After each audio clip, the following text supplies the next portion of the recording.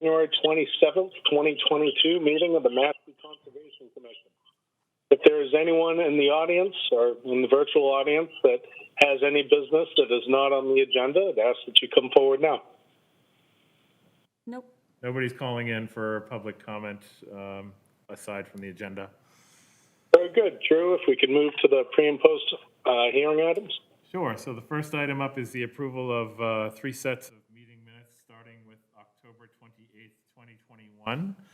And those in attendance who are voting on these minutes would be Chad Smith, Brad Sweet, Tom O'Neill, Paul Colombo, and Brian Whedon. I would move to approve the minutes of 10/28/2021 of the Mashpee Conservation Commission. Do I hear a second? Thank you. Now voting. Brad. Yes. Paul. Yes. Brian. Yes. Tom. Aye. I vote aye as well. Motion carries. Great, thank you. Next set of meeting minutes is from December 9th, 2021. And I believe we have a full quorum for that meeting, so it's everybody. All right. We'll entertain a motion. I would move to approve the minutes of December 9th of the Mashpee Conservation Commission. Thank you, Brad. Do we hear a second? Thank you. Second. Voting. Charlie. Yes. Brad. Yes. Alex. Yes. Paul. Yes. Brian. Yes. Tom. Aye. Vote aye as well. Motion carries. Thank you. And our last set of meeting minutes is from January 6th, 2022. And those present at that meeting are Tom O'Neill, Paul Colombo, Brad Sweet, Alex Olo, and Brian Whedon. We'll entertain a motion. I would move to approve the minutes of January 6, 2022 of the Mashpee Conservation Commission. Thank you, Brad. Do I hear a second? Second. Thank you. Now voting. Brad. Yes. Alex. Yes. Paul. Yes. Brian. Yes. Tom. Aye. Motion carries. All right. We can move on to the first hearing, and I'll invite the applicant in Raul Lizardi from Cape and Islands Engineering. Just give me a moment here. And Caroline Goodman, too. She's the owner. Caroline Goodman, the owner. Okay, Chad, you can call the first hearing when you're ready. Thank you, Drew. Now calling the 6 o'clock hearing for Caroline R. Goodman, trustee, 53 Godfrey Road. This is a proposed expansion and replacement of an existing pier. Representative tonight is from Cape and Islands Engineering. This is an NOI. Good evening. For the record, Raul Lizardi from Cape and Islands Engineering, representing the applicant, Caroline Goodman. And I believe Caroline and Howard Goodman are both joining by phone for this hearing. Yes, this project is for modifications to an existing and licensed pier at 53 Godfrey. Right now, what exists on the property is a fixed pier. Actually, before the fixed pier, it's actually a set of stairs down the bank. Then there's a fixed pier leading to an existing ramp and a float. The float is held in place with just 2 piles. So there are no flow stops and no adequate water depth at this location. No.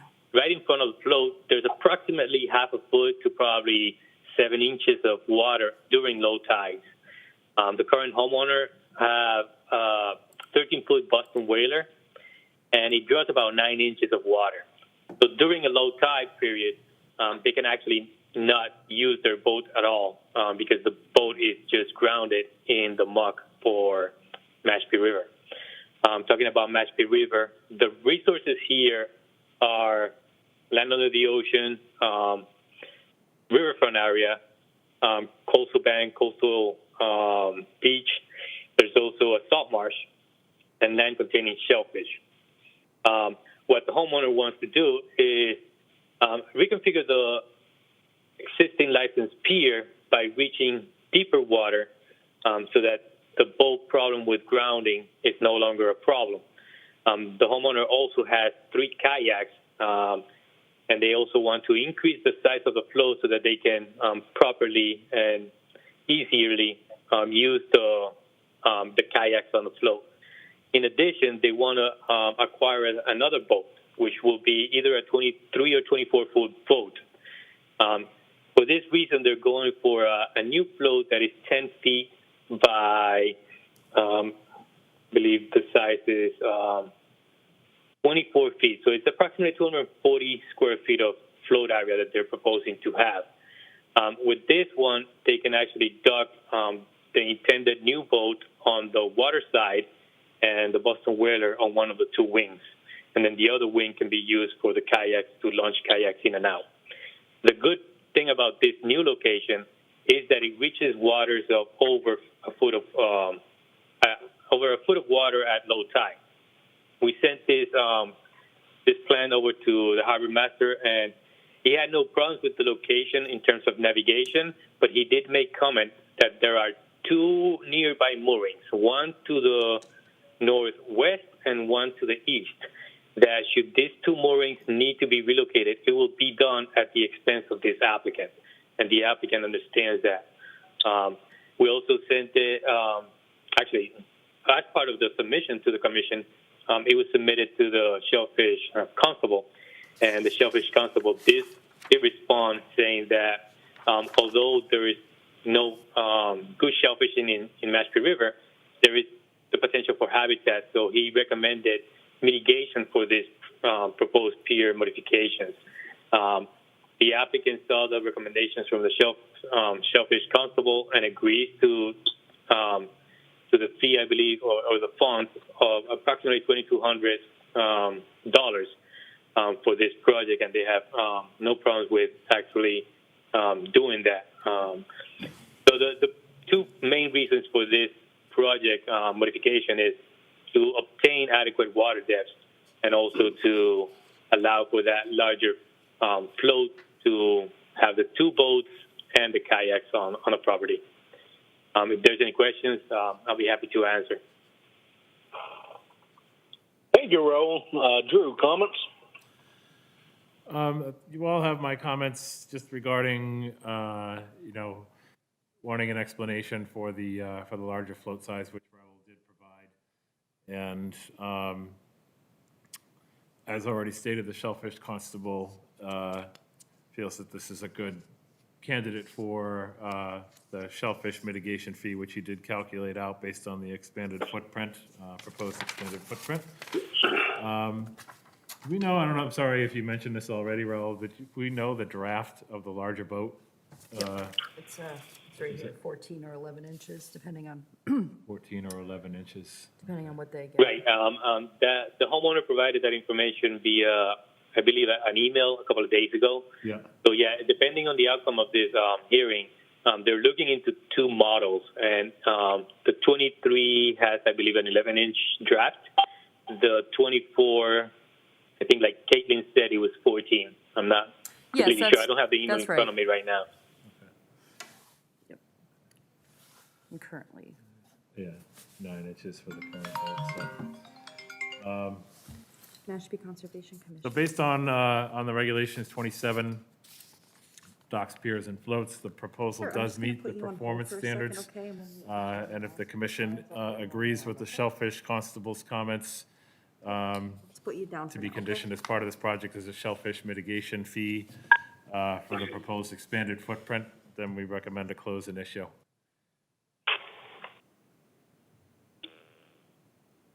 Questions from the commissioners?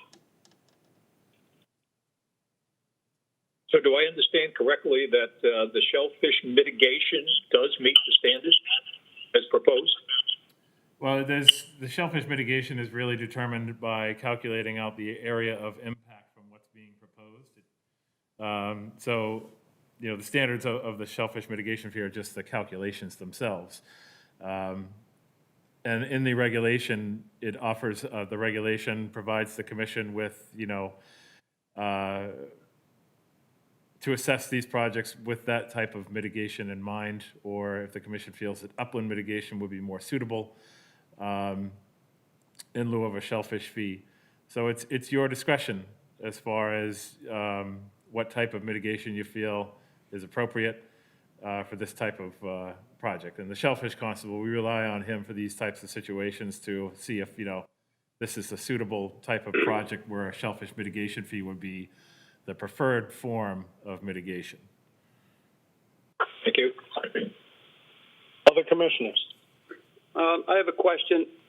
I'm looking at the plan, and correct, I might be wrong. Is it 6 new piers and an additional 2 to be relocated? Yes, it's 6 new piles. Yep. The piles, yeah. Yes. I'm sorry, piles. Yeah. Yes. So there's 6 new ones in total, and then 2 have to be moved. Yes. Which 2 are being moved? I'm not clear on that. So currently there are 2 flow piles. Those are the ones that are holding the existing flow. Those Right. 2 will be repurposed. And then there's 4 for the new flow, and those 4 are so that we can also provide flow stops, so that in case of extreme low tides, the flow does not ground like currently happens on the site. Right. So that's 4 for the float and 4 for the pier extension, but 2 of the pier extension are being repurposed from the existing float.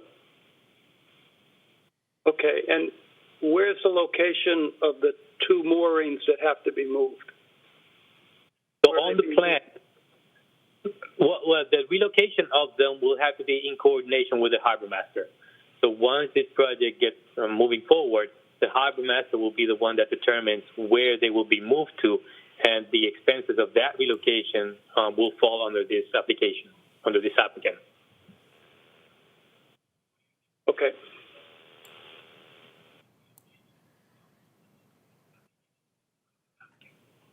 Other questions? Is there anyone in the audience that would like to make comment? Hi there. moment, Chad. The chairman has called for comment, so please state your name for the record and state your comment. Okay, you want me to do that now? Yes, can everybody hear him? Not particularly. Okay, state your name for the record. My name is Alfred Houston. I'm a butter to their property, and my dock is next to their dock. And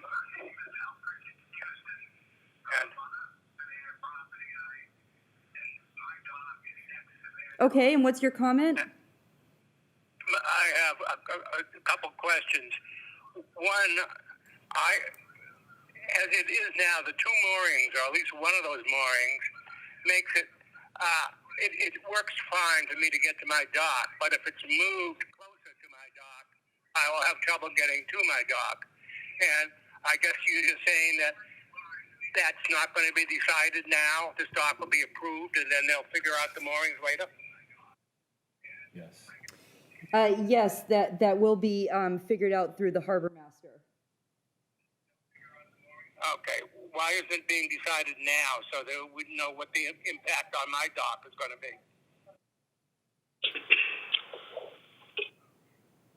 Drew, I could probably Go ahead, Raul. add something to that. Sure. So the relocation of those moorings will be in coordination with the harbor master, and of course, the new location cannot interfere with any other existing piers on this neighborhood.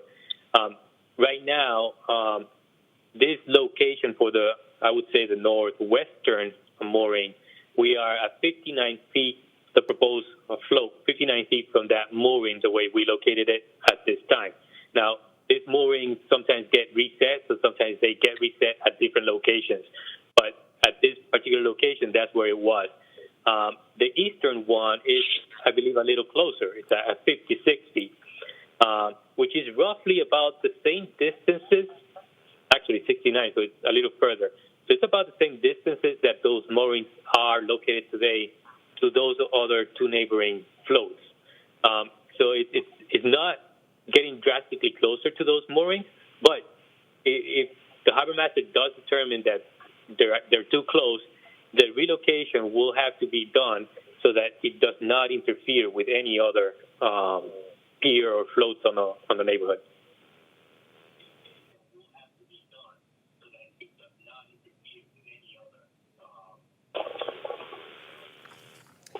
Did you hear that Thank you, response? Raul. I can't hear if the individual calling in has further commentary or not. Is there any regulation on the size of the floats? Yeah, so float sizes are at they're assessed between the Conservation Commission, the Shellfish Constable, and the Harbor Master to see how they may impact each one's jurisdiction. And so it's a consensus among those three to determine what the size is being proposed and what, if any, impacts that may be causing or mitigation measures that could be conditioned to allow the float size to be approved. So that's essentially how the float sizes are assessed.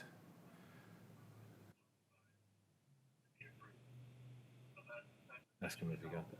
Did you get that, sir? Well, do they all meet as a group to assess the size, or how do they do that?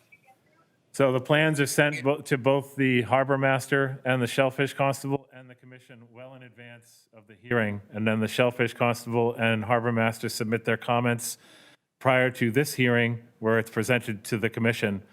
So by that methodology, everyone has plenty of time to review and comment in time for the hearing.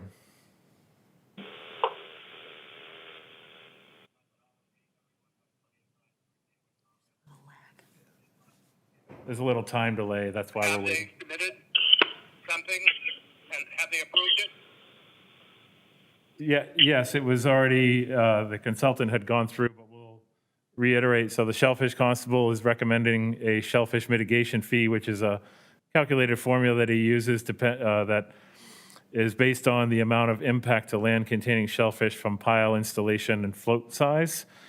And then the Harbor Master submitted his comments in regard to the moving of the existing moorings in order to accommodate the new float location.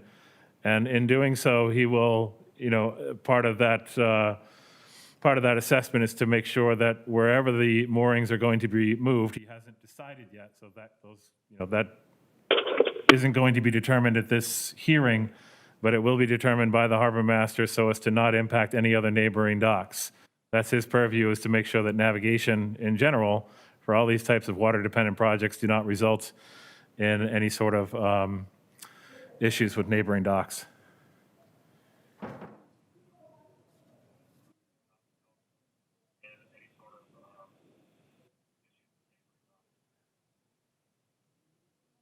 Thank you. Sure. All right, have a good night. Other questions, statements, comments from the general public or fellow commissioners?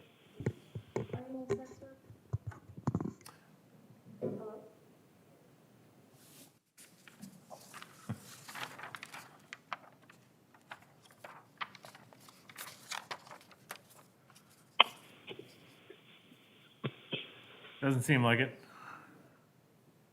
Chad? All right, well, then in that case, we'll entertain a motion. There has been discussion of a condition to this motion, so keep that in mind when making it. Real quick, Chad, just have a couple comments to read into for the record, please. Just take me one go for moment. it. Yep. Board of Health comments that that the contractor should note the location of the septic system and restrict equipment, vehicle traffic over non-load bearing H-tank components. And actually, that's all I had. Sorry. Thank you.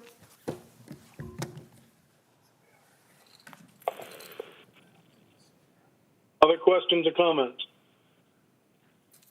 Hearing none, we'll entertain a motion.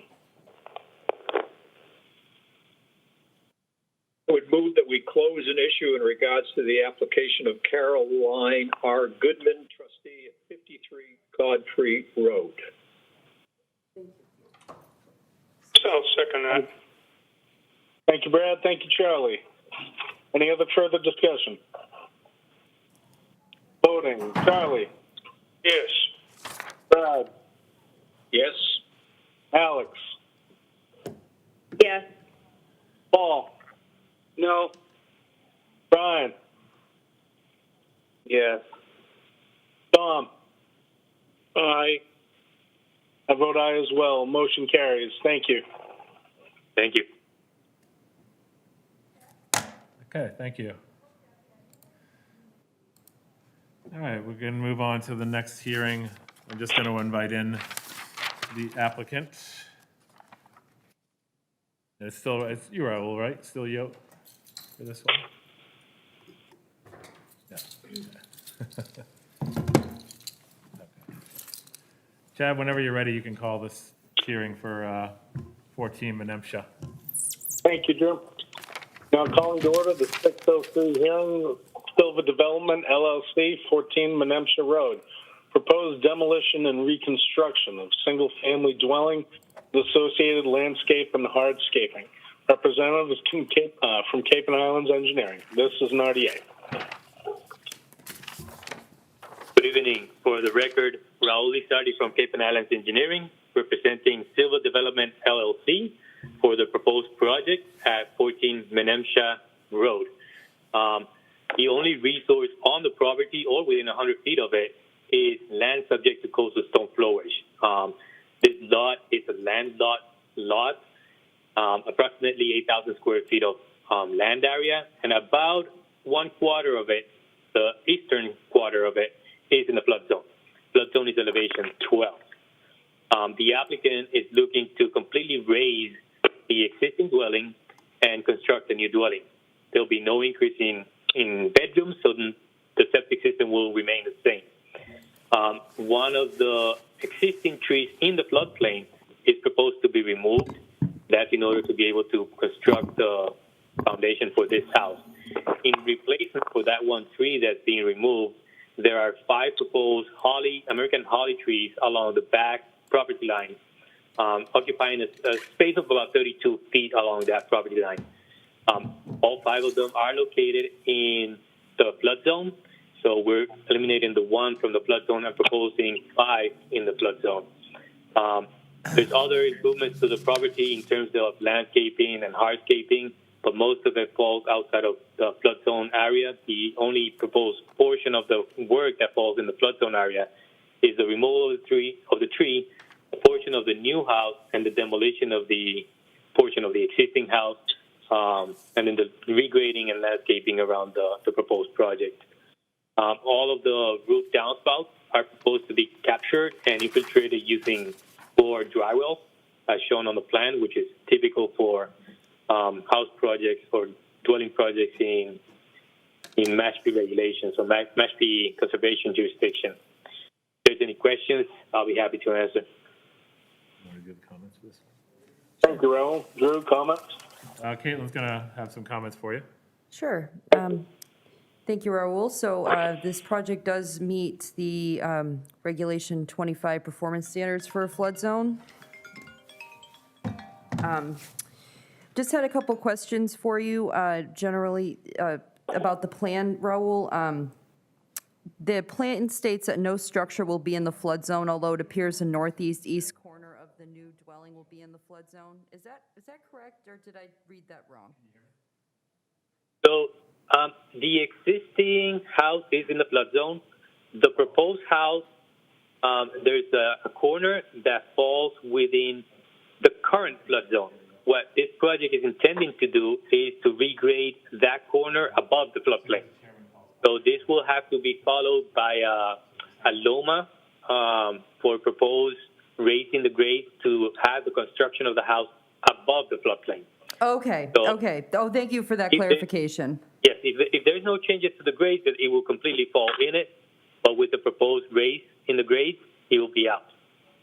Okay, and also for the driveway too, that it's planned to be paved, but again, that would technically be, would that technically be out of the flood zone? It doesn't look like it with the new grade change, right? That would still be in the flood zone? Right. The driveway that's in the flood zone, that's the existing driveway that is to remain. Okay. All right, and looks like you're planting the 5 American holly trees, and those, again, won't necessarily be directly in the flood zone after the grading changes are made, correct? Actually, that is not the case. They will still be in the flood zone. Oh, they still will be, okay. Okay, yep, all right. They will be between elevations of 10 and 12, and 12 is the floodplain, so they will completely be in the floodplain. Those 2 trees, existing trees that are in the backyard, on the back right corner, they will remain, and they are in the floodplain. Oh, very good, okay. And overall, we do recommend that the area of the property slated for the lawn area should be conformed to our lawn standards. Yes, we agree to that. Okay, thank you for that clarification, Raul, I appreciate it. I just have a couple comments to read in for record from Board of Health. The new septic system is not proposed. Property is in a zone 2 and restricted to the existing 3 bedrooms. Floor plans submitted to building department show 3 bedrooms on 2nd floor and his/hers office in the basement that meets the definition of a bedroom under Title V. To eliminate privacy, 4-foot cased openings on both offices must be redesigned to 6-foot cased openings. Road and asbestos inspections were completed. And the building department states that this is determined to be a by right project, no ZBA relief required. Thank you.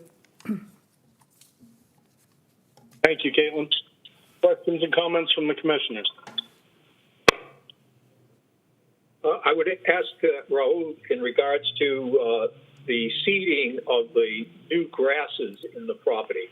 There's going to be an awful lot of disturbed area there, and I'm wondering, is it the plan, or I guess I'm asking, shouldn't it be the plan that the entire lot is overseeded with our standard seed?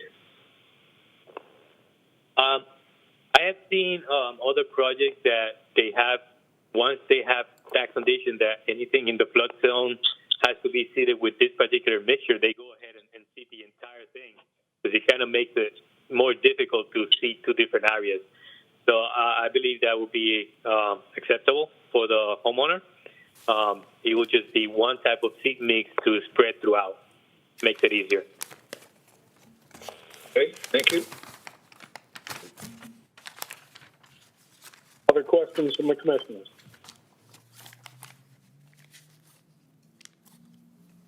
There are none, and if there are any in the audience that have called in who'd like to speak. Yes, we do have an abutter who's called in, and I'm going to put him on speaker. Thank you, Joe. Paul, can you hear us? I can, Drew. Can you hear me? We can. Yeah. Again, hi, this is Paul Thurston and Katie Thurston. We own the property directly adjacent at 18 Menemsha Road. We're currently under construction. Our concern, for which we met with the applicant on Saturday, is just the grading on our right-hand common property line. We just want to ensure that if the lot is being raised, they do not fill our land at all in any way with any additional fill. We're in the flood zone ourselves. We have flood vents at elevation 10, and we're afraid their water may come off onto our property and into our flood vents and into our house. Raul, did you catch that? Yeah, I believe I understood. So he's the abutter to the right, if I understood correctly. And he's correct. His property is actually lower. Sorry about that. Hold on 1 second. Okay. Yes, his property is actually lower than this subject property. And there is an existing wall on his side of the property that is practically installed at elevations 9.5, and the wall probably stands about, I want to say 18 inches, 2 feet tall. Currently, that wall falls in kind of like a swale. It's kind of like a hole at this point. Contour elevation 10 and 11 kind of wrap around, creating that kind of depression, and then contour 12, which is the floodplain, goes all the way through the street and through the back properties, adjacent neighborhoods. So that existing depression actually will continue to be a depression because we cannot propose filling onto the neighbors, so we have to protect those elevations of 9.5 along the property line. So we cannot make that depression disappear altogether. But what we are proposing to do is collect all the runoff from the roof, which is the one that, in this particular case, sloping towards that side. Any roof runoff that doesn't get captured would eventually end up in this depression. So what we're proposing to do is do those dry wells to collect all that runoff. The runoff from the driveways themselves, they actually flow towards the street. So that would not be a problem for that case. But the idea of eliminating the low area, that's actually not doable unless the two neighbors agree to work together and raise that, those grades along the property line, which in this particular plan that we're proposing and we're asking permission for, we're not calling for that to take place. And that's not unusual. I mean, we cannot propose grades beyond our property limits, and we cannot completely change the full topography of the landscape. Right now, all this landscape is sloping from west to east, and that's because the shoreline is to the east. So in general, after all these improvements are done, that general topography will still remain, slightly different elevations, but it will still remain.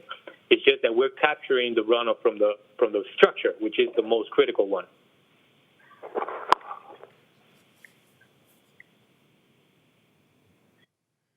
Paul, did you get it? Paul Thurston, Paul Thurston just speaking. Yes, I get that we're capturing per code the roof runoff. Again, our feelings is I know we're not supposed to increase any water flow, but we're afraid with the topography of a paved driveway, and if it gets pitched towards our property, it will come into 10 and ultimately into the elevation. So we're actually eliminating some infiltration area at this time, and we just wanted to see if there was some way the applicants can work with a hedgerow or something to try to soften the water as it comes off grass into our property.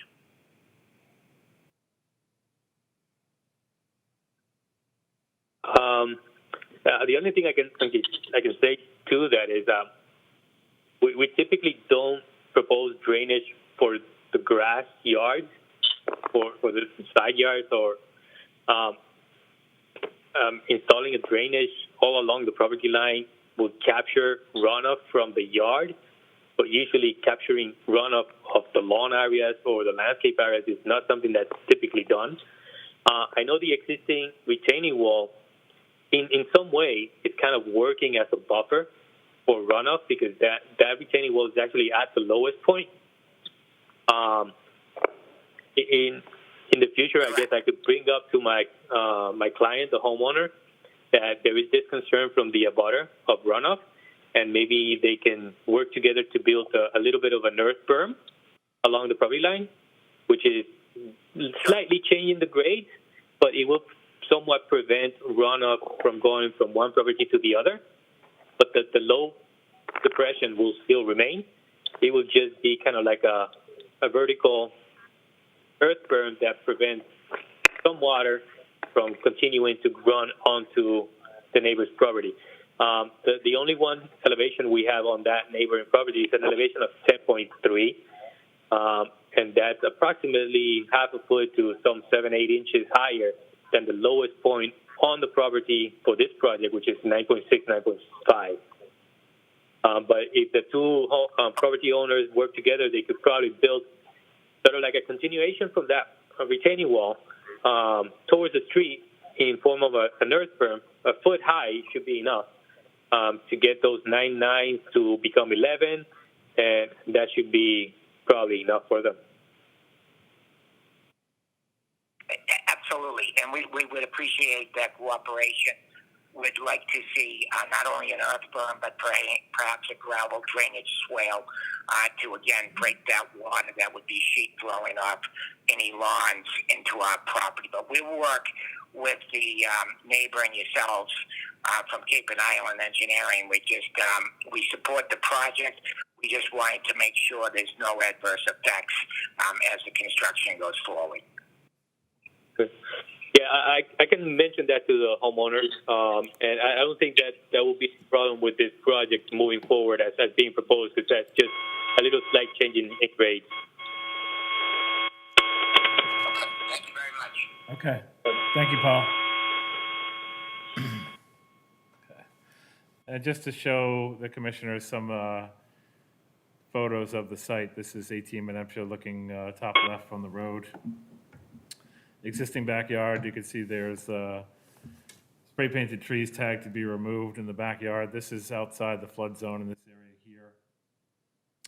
Another shot back, bottom left here, looking at the backyard, and this area of the yard back here, that's the part that's in the flood zone.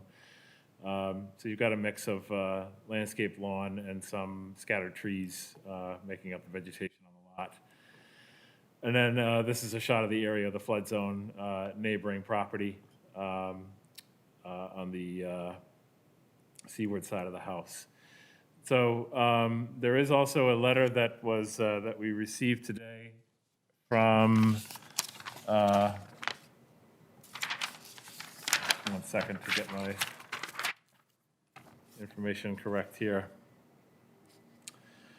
So it's a letter from a woman who's not a direct abutter to the property. I think she was part of the ownership of the house at 18 Menempsha, and I'm not going to read her comments into the record specifically because they really all pertain to matters that are not of the commission's purview, things to do with previous ownership of the house at 18 Menempsha, and just general ownership questions. So they're not really germane to the commission's purview at all. None of the comments are related to any sort of impact to wetlands. But I did want to at least bring it into the record as something that we acknowledge receipt of, but realize that it's not relevant to these proceedings. So no other comments. Thank you, Drew. Other comments from the public or the commissioners? Chad, I've got a question. Are both of these driveways proposed to be paved, or just the one that says paved driveway? The new one is pervious, but the old one is paved. What I see on the plan. Okay, so looking at the plan, the driveway that's on the right, the left-hand side, is pervious. No, from what if I'm correct in trying to read this, that the new one, which is the one on the left, is the one that is impervious. So that meets current standard. The other one is a existing condition, paved and draining onto the street.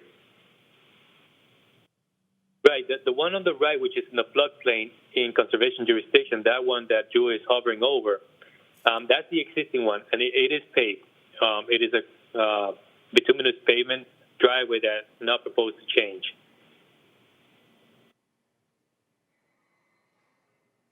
But yet it's potentially creating a drainage issue, which drains one or two house lots away into Dean's Pond. The driveway is not creating a drainage issue. The driveway already has the drainage that it has, so it's not being proposed to change. So it's not. It's not being. If it was proposed, then yes, it will be the potential of creating a problem downstream or downslope.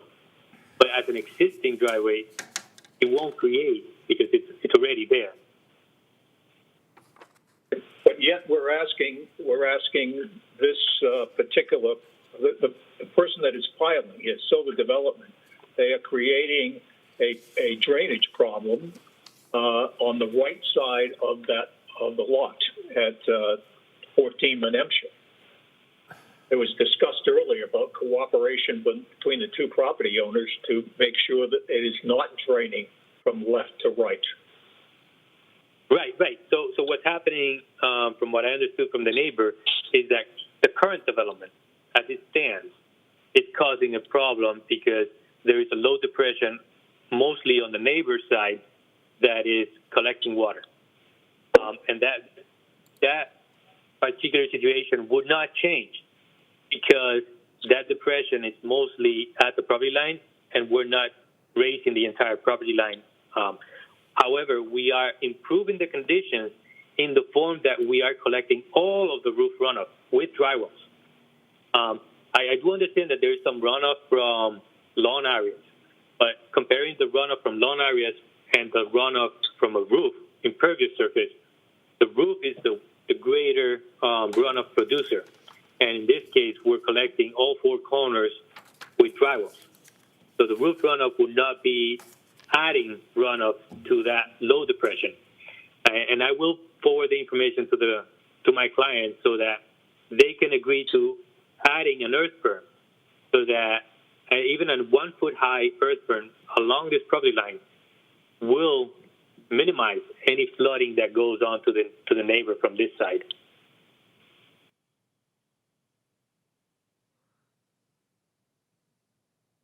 Well, the thing that gets me is that it seems like we're allowing them to put in a berm. I think we need to say they must put a berm in there to keep the water onto their property.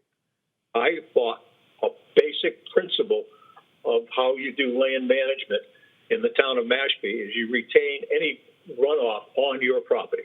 End of discussion.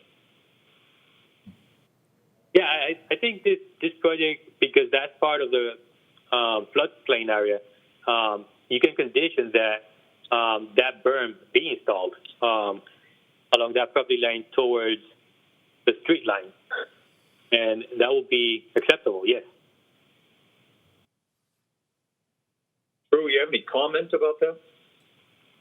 I would just, if that's what you would like to have as a condition, I would make that part of the motion. Yep, I understand that. Yeah.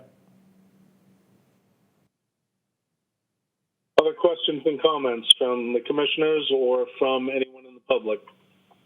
Yes. Can you hear me? Yes. Hi. My name is Leo Da Silva. So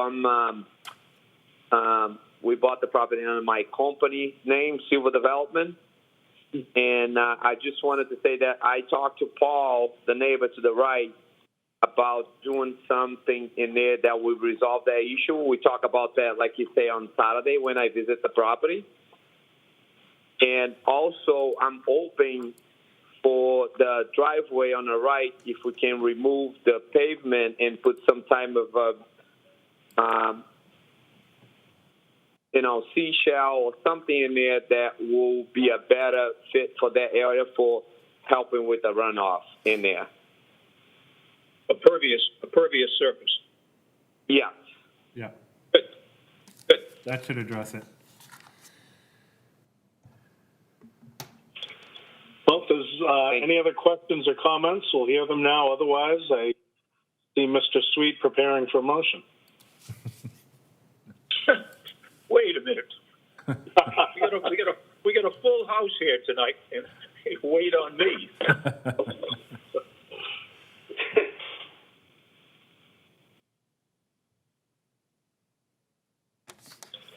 If hearing no further discussion, I would move that we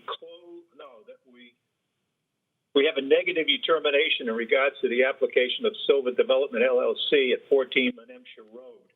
The following conditions: that any of the disturbed earth a la lawn will conform with our lawn standards, and that there will be some changes to the plan so that on the right side, I can't see what the direction is, but that it will be modified so that there will be no runoff onto the adjoining property, and that the driveway the new driveway on the left side of the property will be pervious, and the old driveway on the right of the property will be modified to be a pervious surface.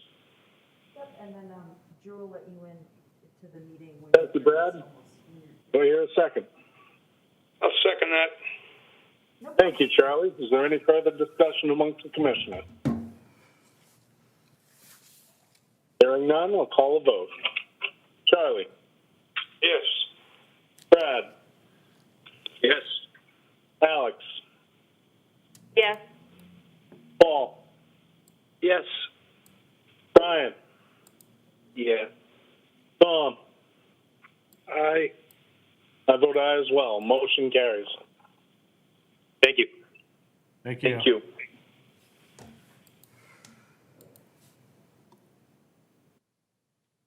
Okay, we're gonna invite in the next applicant for 3 Greatfield Landing. Just give me a moment here. Let's see. Were they there before? Let's see, Keith Casile.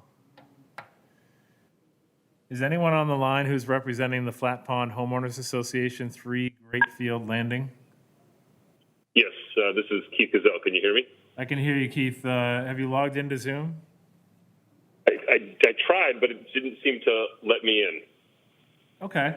Well, we can just, we'll call the hearing, and I've got slides up and your whole presentation up on PowerPoint, so you can just cue me through Great. audio as we go through, but the chairman will call the hearing to order.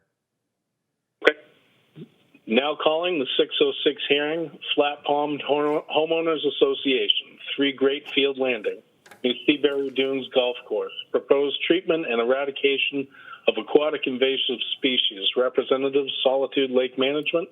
Continued from 12/9 and 1/6 for DEP number. This is an NOI. Thank you.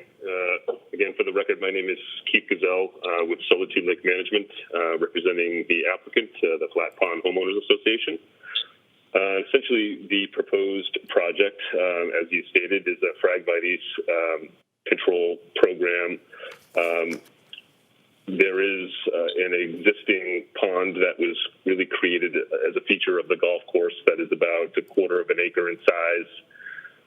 It has, over the years, developed an invasive Phragmites infestation that really rings much of the perimeter of the pond, probably ranging in width from about 10 to 15 feet wide. It has been mapped at about a total of 4,300 square feet of infestation. So essentially what we've proposed is a foliar application of an aquatic herbicide called ClearCast, actively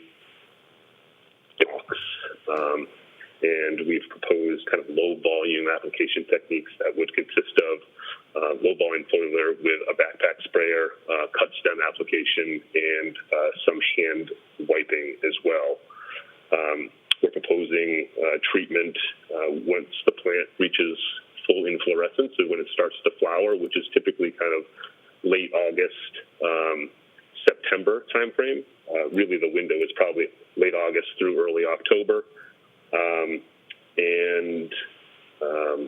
Following treatment, we propose to cut and coarsely mulch the dead combs of the Phragmites and kind of leave them in place, really to remove the barrier that would impede kind of natural seed germination of dormant native seeds that are kind of currently present.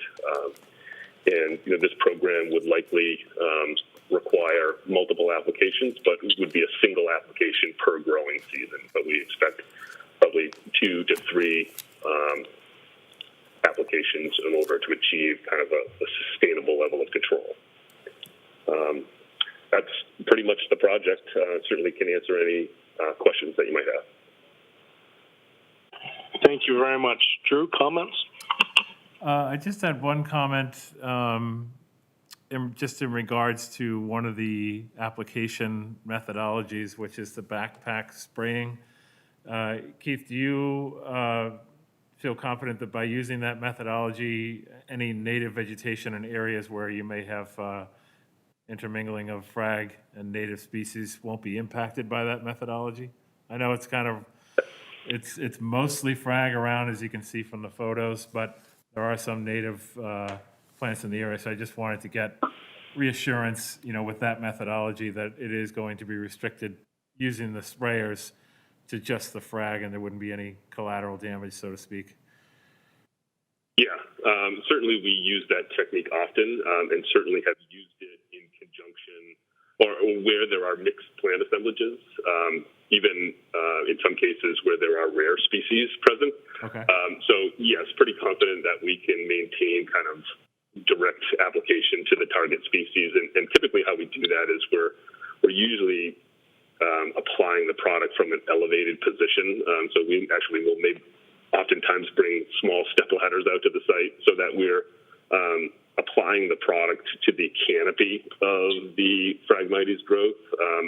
And given the density of the growth, it's unlikely and very typically does not happen that any sort of droplets will kind of filter through that vegetation to any plants that may be present kind of under the understory. Sure. And I would imagine weather would play a part too, and when you go in to do this, non-windy days. Correct. Yeah, I think yeah. the product label prohibits application when wind speeds are greater than 10 miles an hour. Okay, great. And then from what I read from the description, subsequent to the initial treatment, you go in and do spot treatment, and is that more towards the methodology of the cut stem swab method, like in subsequent treatments? Exactly. Yeah, okay. Yeah. Yep. I think even in year one, there'll probably be a combination of application techniques based on density of the Phragmites growth. Sure. And the prevalence of any other native species. Okay, great. No other comments from me. Kate, do you have anything to add? Nope. Okay. No other comments. This is filed as what's called a limited ecological restoration project through DEP. And these types of projects, involve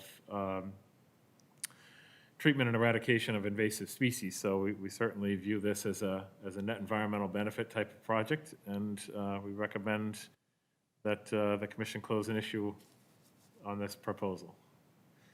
Thank you, Drew. Commissioners, questions and comments? I have a question. Go ahead, Alex. First, I just want to say this. I'm always excited when projects like this come before us, but I had a question about like the mulching of the frag. Have you done that before? I've definitely seen projects where, the tiniest little rhizome will, if it has any life in it at all, will re-root itself. I guess I'm wondering why you wouldn't just like cut the frag stems, the old stems, and just remove them from the site. Yeah, I think that's a good question.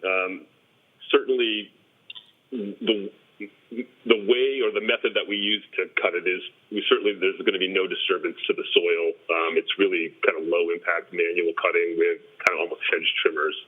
And the reason that we leave the material on site is that we have found that, one, it's difficult to remove the material, and often the level of traffic, I'll say, throughout the wetland area in order to kind of get that material collected and out often imparts more, I'll say, disturbance to the area.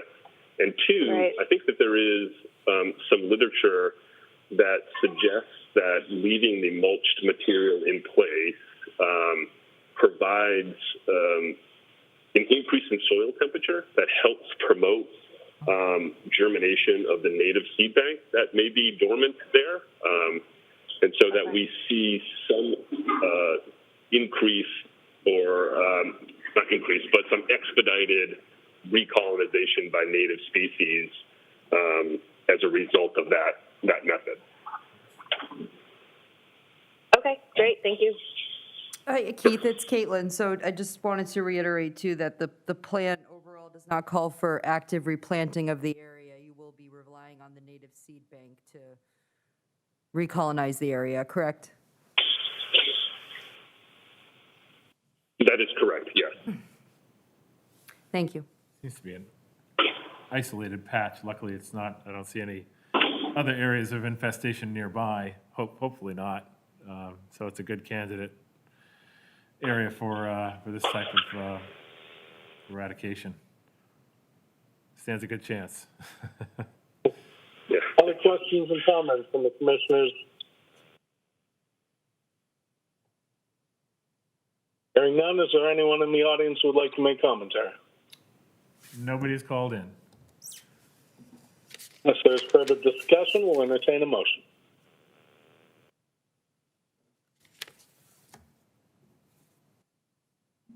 Sorry, I guess I fell asleep there because I didn't hear anything. I guess I will then offer a close an issue in regards to the application of Flat Pond Homeowners Association at 3 Great Field Landing, which is a part of the New Seabury Dunes Golf Course. And I did not hear a specific condition. So, no conditions. No conditions that we heard or that we recommend. I'll second. Thank you, Alex. Any further discussion? Hearing none.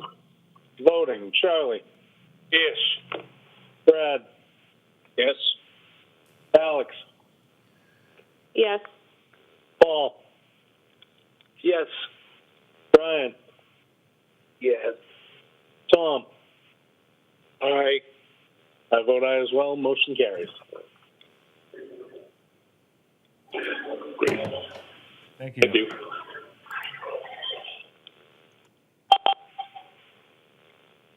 Okay, Cape and Islands is still, Raul is still representing this next project. So whenever you're ready, Chad, he's already in the Zoom. There's a man tonight. Now calling the 609 hearing for John Cumming, Simons Narrows LLC, 353 Simons Narrows Road. Proposed construction and maintenance of a new single-family dwelling, IA Title 5 septic system and landscaping, hardscaping modifications. Representative is Cape and Islands Engineering. This is an NOI. Good evening. Raul Liccardi from Cape and Islands Engineering, representing the applicant for this project. This project was first presented at a hearing 2 weeks ago. At that time, we continued the hearing because the commission was not in favor of the allowance of allowing work within the 50-foot buffer. At the time, we were asking for intruding into the 50-foot buffer to the coastal bank by approximately 600 square feet along the side of what was a larger house on the garage side. So we continued the hearing so that the developer could go back into redesigning the house and the shape and redesigning the lot in a way so that there is no intrusion into the 50-foot buffer to that coastal bank. So these proposed changes in the revised plan are the following. The house was reduced in footprint to fit within the limits of that buffer zone. The septic system was reduced in size by eliminating what would have been a playroom that, in terms of Title V, qualifies as a bedroom above the garage. So that way, instead of a 5-bedroom septic system, now we have a 4-bedroom septic system. In the first hearing, what we were proposing to do is offset the 600 square foot intrusion into the buffer zone with a denitrifying septic system for the 5-bedroom. However, the commission, and we actually were not aware, but were informed during the hearing, that this lot is in the eyesight for the town to be an area to be sewered. So if we're going to be sewered, the commission didn't see the adequacy of having the offset or the trade-off of a denitrifying septic system for intrusion into the buffer zone when the site will eventually become sewered, and then the denitrifying septic system will have no play in this lot. So this project with a 4-bedroom septic system reduced flow, and we eliminated the need for a denitrifying septic system, hoping on the future connection to the town sewer. The limit of work is located right at the 50-foot buffer.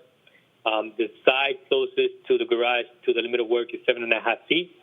The deck, although it's just a deck, it's just built in sonotubes, that is about a foot off the limit of work. But being that it's just a deck with sonotubes, there is no need for intruding beyond that limit of work. The proposed grading that we have on this site, we are meeting the existing grade at the limit of work. So there's no need for grading beyond that limit of work, which was the case before in the project from 2 weeks ago.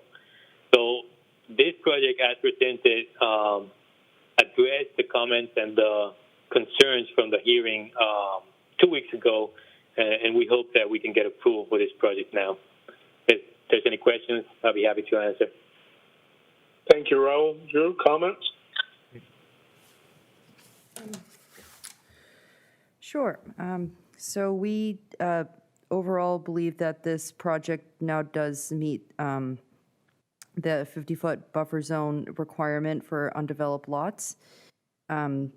Just had a couple quick questions for clarification, Raul, too.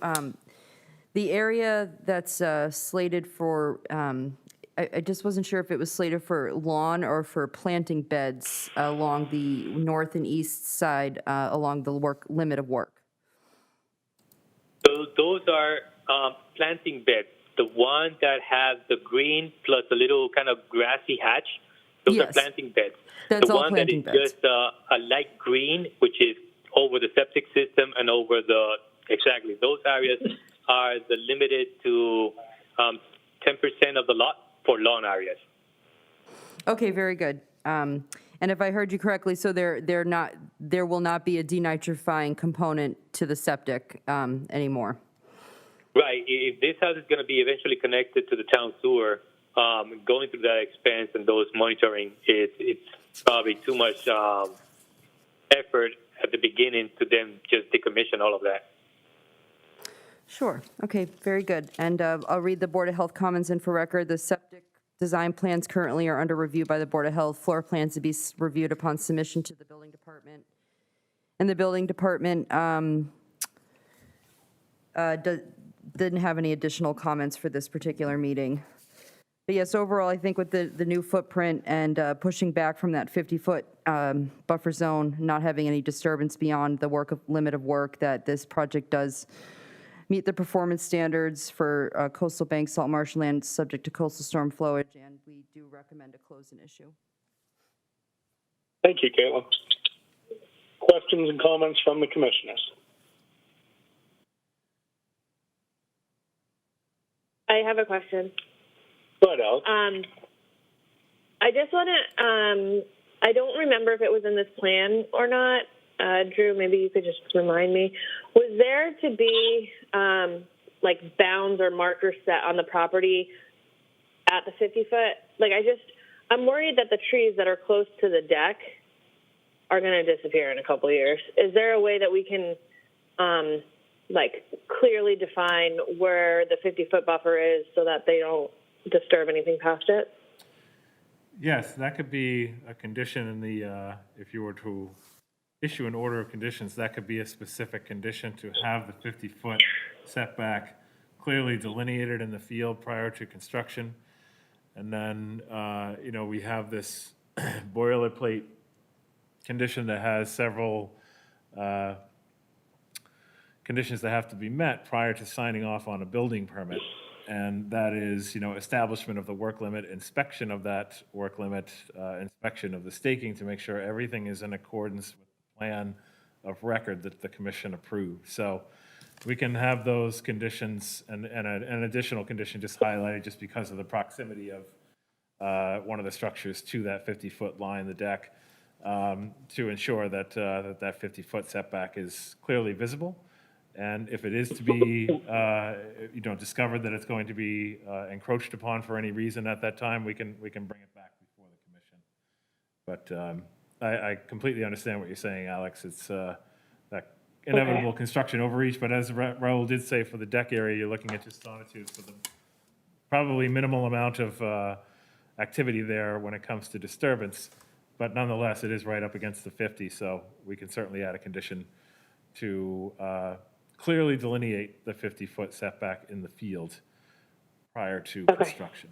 Yeah. Okay, great, thanks. Sure. Other questions and comments from the commissioners? Yeah, Chad, I'd like to make a comment. I'm kind of disappointed that the IA system has been withdrawn. I mean, we all know the problem that the water bodies that we have here at Mashpee are facing. And yes, sewering is highly desirable, and at some point it is going to come, but that's not right away. We all know that. And if the applicant was willing to put in the IA system the first time around, why not now? I can answer to that. Before, when we were proposing this project with an IA system, we were unaware that this site was proposed to be sewered. We were just, the first time I actually heard, and our office heard about the sewering of this site was during that hearing. And at other hearings that I've heard in the Board of Health side of permitting, one of the things that the health department is looking to do or not to do is requesting septic upgrades for those sites that are immediately in the first phase for sewering, just because they don't want the homeowners to go through the expense of updating a system that will soon after be decommissioned altogether because of sewering. If we were proposing a septic system here with enhanced treatment and multiple monitoring and analysis and upkeep, to then say 2, 3, 4 years down the road, completely be decommissioned and these structures to be removed, it will be an added expense for the homeowner. In terms of the 4 years of use or 5 years of use, for then later turning into a town sewer connection or whatever type of connection happens, it seems like an expense that is unnecessary at the moment. This project, as proposed through the Health Department and the DEP Title V regulation, does not trigger a denitrifying septic system.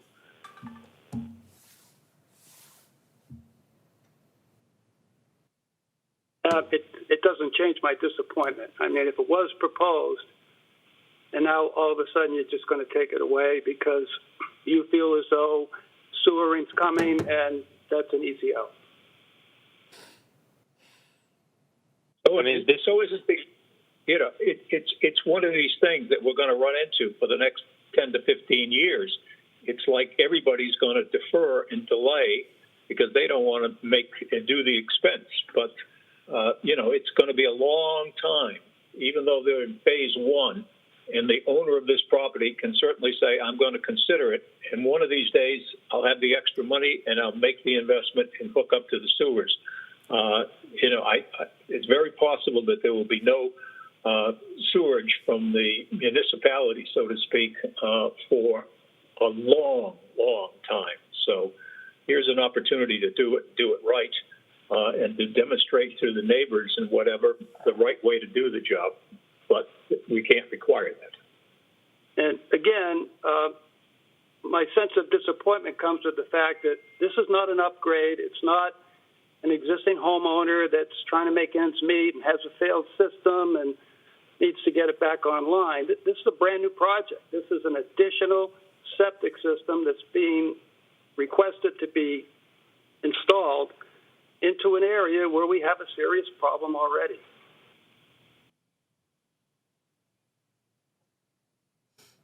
I mean, before I can commit to anything, I would like to hear the opinion of the other members in terms of this, because I know the hearing 2 weeks ago, the feeling that we got from those first comments was that the denitrifying septic system was not that important because it was going to be a site that was going to be sewered. And right now, I understand that sewering a town or a neighborhood takes time, and it could be decades. I understand that.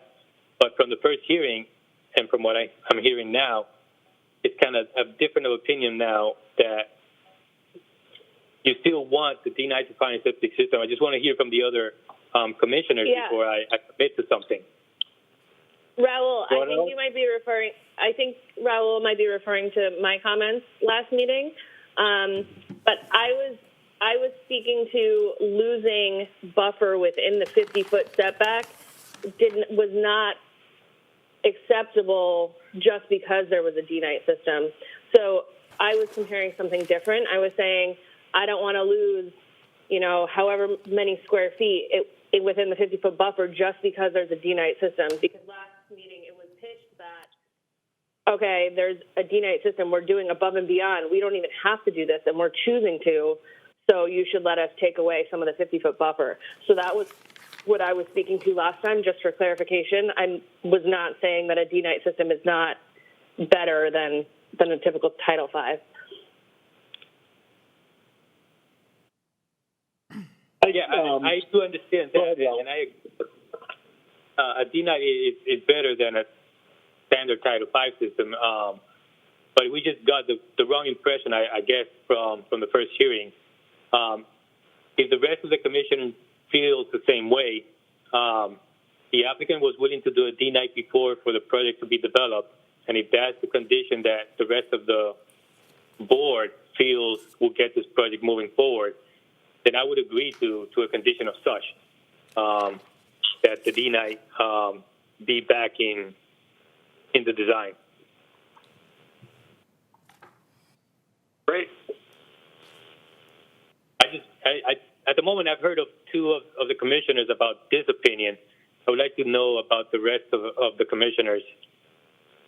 Raul, I can certainly express that our purview is a net environmental benefit. And so for us, it's within our responsibility to be more pessimistic on the time frame of when sewerage will fully come to this particular parcel.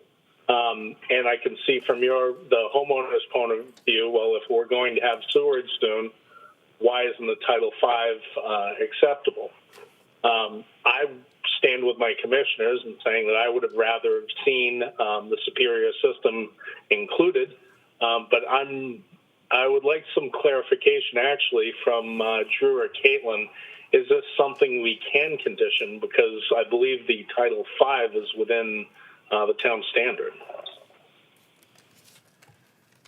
Yes, I would say under your purview, under the bylaw and the commission in dealing with projects and resource area values such as water quality, you do indeed have jurisdiction in this area. Maybe not to, require specific septic system components, so to speak, but as far as, reducing impacts overall to the values associated with the resource areas present on the site. And I think Paul iterated that quite clearly, that this is a heavily impacted water body, Shoestring Bay, and any sort of efforts to reduce nitrogen loading into an already heavily eutrophed system would certainly be a net environmental benefit and warrants conditioning. In that case, I fully support both Paul and Alex's opinion that to protect this already overburdened water resource, the original system should be included.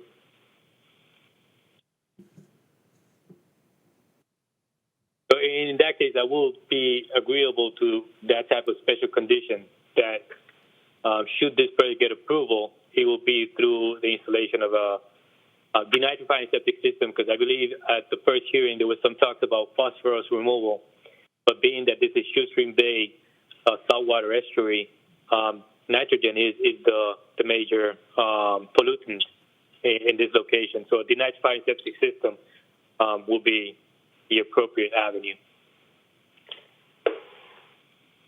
Comments from other commissioners?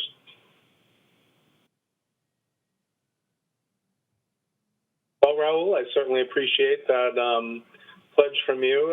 Is there anyone in the audience who would like to speak on this project? No. With no further questions, if there's none from the commissioners, we'll entertain a motion and keep in mind the proposed condition of the septic.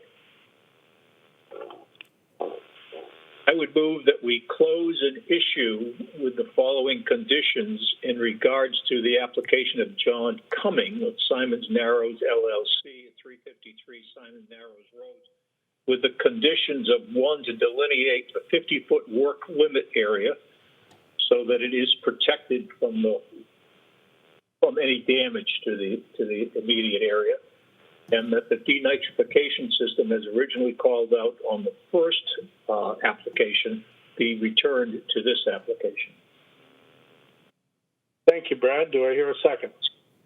Second. Thank you, Charlie. Is there any further discussion? Hearing none, we'll call a vote. Charlie? Yes. Brad? Yes? Alex? Yes. Paul? Yes. Brian? Yes. Tom? Aye. I vote aye as well. Motion carries. Thank you, Raul. Thank you. Thank you. Yeah, I'm going to let Jack Colley into the meeting. Just give me one moment here. He's representing the next project. Jack, are you on the line? Can you hear us?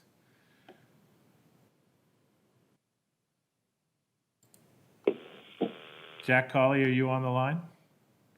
Oh, he's connecting. Looks like he's connecting to audio, so we'll give him a second.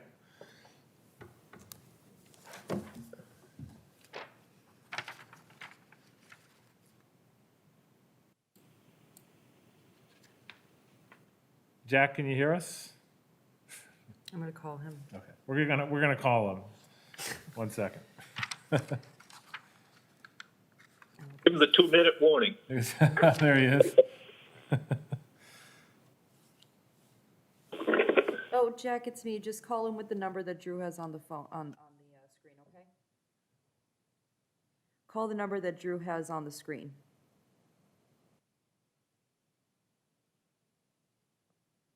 (508-539-1449).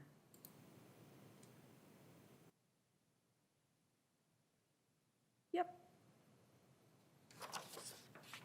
And he just let you into the meeting, so, all right.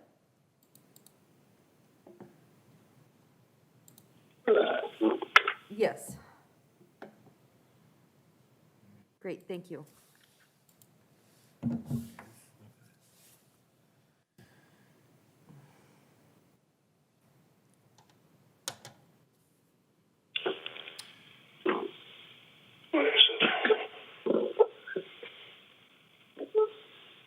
Jack, can you hear us? Oh, I guess he's dialing in. Can you hear us, Jack? 1 minute. Good evening. Hey, Jack, how are you? I think I'm okay. I'm not really sure. You tell me if we're okay. All right, we're going to have... now, and I'll be calling your meeting to order promptly. Okay, now calling the 612 meeting hearing for Mark R. and Robin L. Galante, 153 Captain's Row. Proposed relocation of existing dwelling from 164 Captain's Row, new septic, landscape, and hardscaping. Representative is J.E. Landers Kelly. This is an RDA. Good evening. I'm not sure I have to lend too much. This is the submission of an RDA. I reviewed the project with the staff. We staked the project, I think it was yesterday. We staked the front corners. We staked the house. We staked the general location of the driveway. And it's a project that is just barely within the Rivers Act, i.e., if you look at the plan, you'll see the outer riparian zone goes across the front of the entire front of the lot. Hence, it was the opinion of the staff that we should file an RDA because the work is minimal. The work is about well, if it was another 20 feet further away, it would be out of your jurisdiction. So I think, given the location of the property, it was consistent that the staff request us to file an RDA. It's pretty straightforward. I'll answer any questions you have about the project. Thank you. Drew and Caitlin, comments? Yeah, so I can just go over just some images just to refresh the commissioners on this original project that was reviewed under a previous notice of intent. This property here, this is 164 Captain's Row. This is the project that was brought before you a little while back for the transportation removal of the house here at 164 to be transported over here to this undeveloped lot at 153 Captain's Row. So just to give you the background there, that's the genesis of this current application before you. And then just to show you some images of the site, this is the existing site where the foundation will be constructed and the house from 164 will be moved to. And then you could just see this bottom photo here just shows you this right here, this general area strip along here just off the road shoulder is what you see delineated here on the plan with this dashed line, outer riparian zone. So a very small area in the outer 100 to 200 foot setback in riverfront associated with the Mashpee River. That's the Mashpee River in the background, on the other side of the street. So obviously it meets all of the standards for under the Riverfront Act, under the bylaw, lands abutting rivers and streams, and under the State Wetlands Protection Act, 10.58 riverfront. The threshold of alteration is well below, or the proposed alteration, I should say, is well below the allowed threshold for areas on a lot within riverfront. So, but nonetheless, we did want to get a scope of what was happening here, and you can see this driveway and maybe some associated excavation with the septic is what you're seeing in this particular area. And nothing more to add. And then, I don't know if Caitlin has any comments from Building and Board of Health. Sure. First, I just wanted to ask you, Jack, is there a plan for the driveway to be impervious or pervious? I'm sorry, say that again. Is the driveway to be pervious or impervious? Yes. He would prefer pervious. The client is looking for a soft appearance to the property. And what I mean by that is either shells or stone versus pavement. Oh, very good. Okay, thank you. Right answer. All right, and for the Board of Health, they states that the septic design plans are to be reviewed upon submission to the Board of Health, floor plans to be reviewed upon submission to the Building Department. And building has no concerns at this time. We also do recommend if the commission decides to issue a negative determination to condition the area within the riverfront to fall under our lawn standards. Thank you. Thank you, Caitlin. Commissioners, questions and comments? I've got a question, Chad. Go ahead, Paul. I'm looking at the profile of sewage disposal system layout, and I don't see a groundwater elevation reading on it. I know where you're coming from. The groundwater, if you were to go across the street, and I guess we had the benefit of working at 164. The groundwater is somewhere in the vicinity of about elevation 3. I can submit some supporting information to that effect, but if you were to go across the street, mean high water and even the spring tide would be below elevation 3. So the freshwater lens in that area would be somewhere around elevation 3, 3.5, 4. It floats across the salt water. We will verify that with the Board of Health, but we're well above it at this point.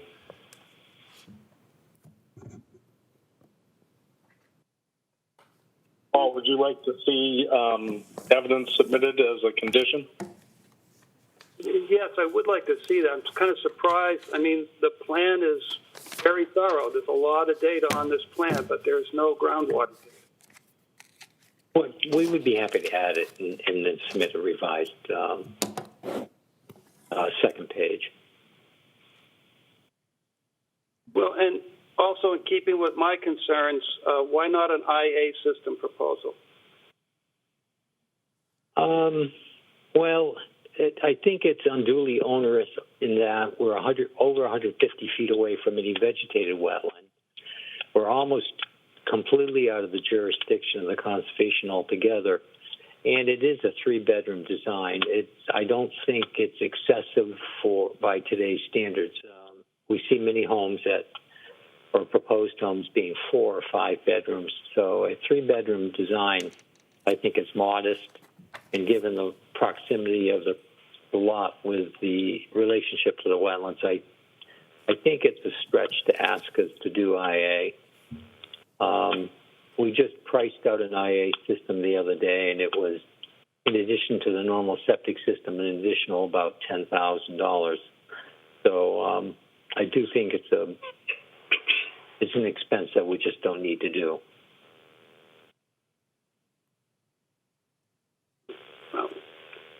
I respectfully don't agree, but that's your opinion. Right. Is this area in the same area where we just had comments in regards to asking for an IA system as opposed to a Title V system? Isn't it not the same area from the sewerage standpoint? I don't quite understand the question. What the IA system will do is it pre-treats the effluent before it gets into the soil absorption system. So typically 3-bedroom systems with a microfast, you'll be looking at Jack, that's interesting and educational, but right now we're trying to deal with it. We made a recommendation to another property owner, which I believe is in the same area where we asked for a condition to be taken care of and added. Can anybody tell me for sure whether Simons Narrows Road is in the same area of the sewerage project?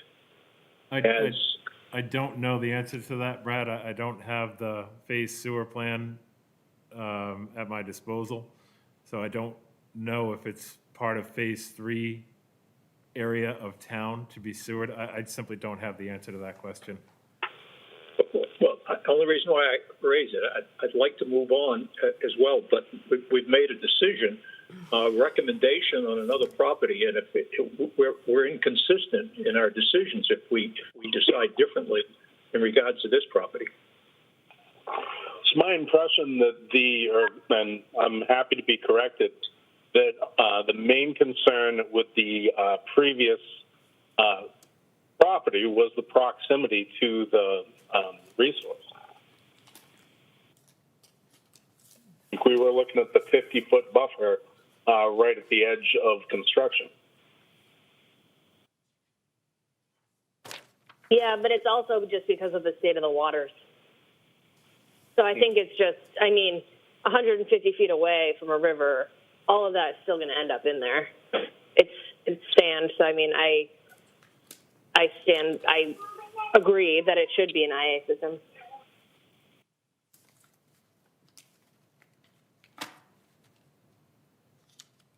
Well, I'm not sure how to respond to that. If that's the decision of the board, I guess, we have to accept it. I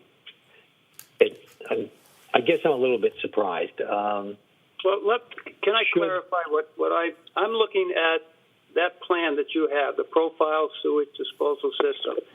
You've got a perk rate at less than 2. You have no groundwater elevations. and you're proposing 377 gallons per day. A Title V system runs anywhere from 23 to 42 milligrams per liter of nitrogen output, and an IA system is 5 to 11. So to me, it's a pretty good investment considering the condition of the water resources in the town of Mashpee.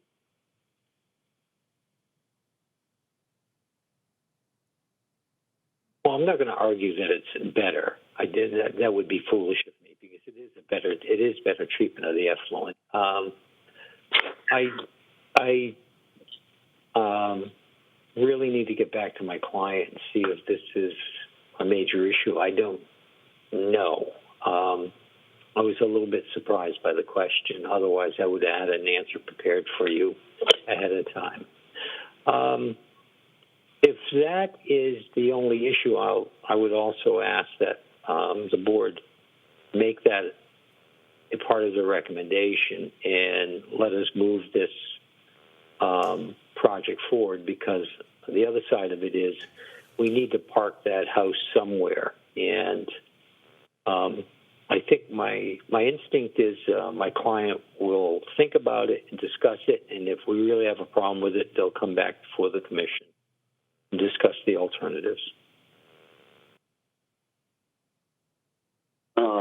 I just wanted to offer up a suggestion and recommendation. I think that maybe it would be in the best interest of the applicant for us to continue this versus moving ahead and voting now, just because of some of the concerns that were raised. I wouldn't want to see a vote come up and then it not pass because of the commission's concerns, and obviously want to give the applicant the respect to go back and talk to who we have to talk to before voting on it. That's just how I personally feel. I don't know how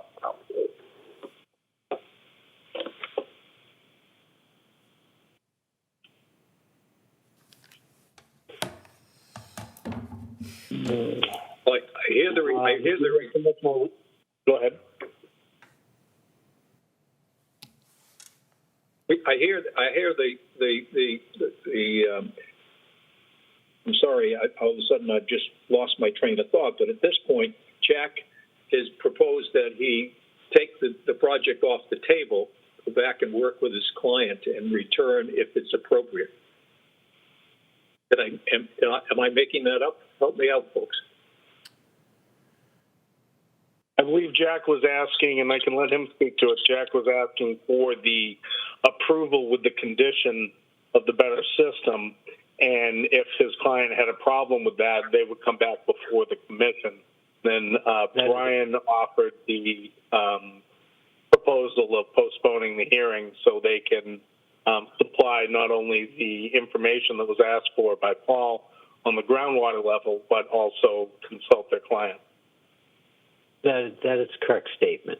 I'd like to move it forward so the client has the assurance that he can move the house and schedule the house moving that works best for him, and then under a separate issue, if he simply can't accept the IA, then he can go back and he can discuss it with you. But I would prefer it to be approved today, if at all possible. So we would require through condition the IA system tonight if such a motion were made, and you would be happy with that approval and come back if there was an issue with your client, correct? That is correct. Other commissioners, do you have statements or comments before we entertain a motion? If I could just put out a comment towards that, moving forward with a vote at this time. If you're looking at conditioning something, and conditioning RDAs is pretty unusual. It's done, in some cases where a condition is rather minor in scope. I don't think that this falls under a minor scope type of condition. So, this is just my recommendation that you should encourage if this is, what you're looking to require, that you should encourage a continuance, because the very nature of an RDA, if you issue a negative determination, is you're saying, in essence, this does not need to be conditioned, and I don't think that's an appropriate motion based on what I'm hearing.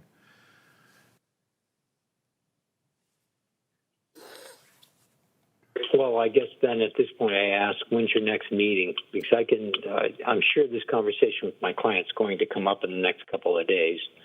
February 10th. And so if we could be continued to if you have a meeting around the 10th of February, that'd be wonderful. That is, the next meeting is February 10th.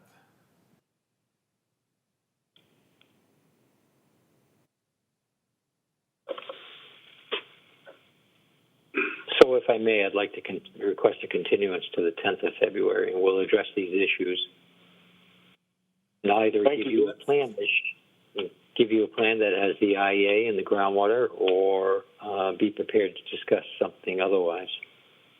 Okay. So it's at February 10th at 6:12 p.m. is the next available hearing slot. Okay. There's no other discussion. We'll entertain a motion. I would move for a continuance in regards to the application of Mark R. and Robin L. Galante, 153 Captain's Road, to February 10th at 6:12 p.m.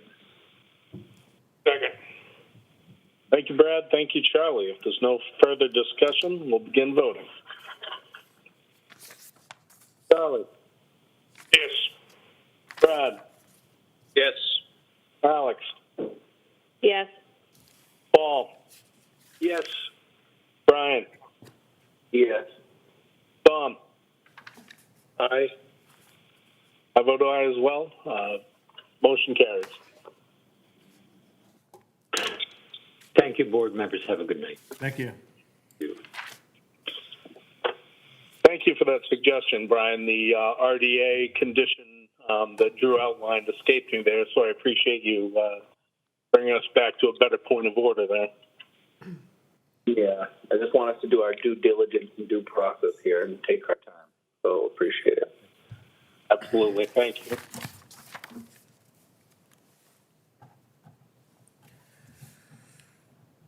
Okay. The next hearing has been requested to be continued. This is the 6:15 hearing, 55 Horseshoe Bend Way. They just haven't received the DEP number yet. So the continuance has been requested for February 10th at 6:09 p.m. We have to open the hearing first, and then you can vote on that continuance. All right. Now calling the 6:15 hearing for 55 Horseshoe Bend Way, proposed septic system upgrade and construction of stairway.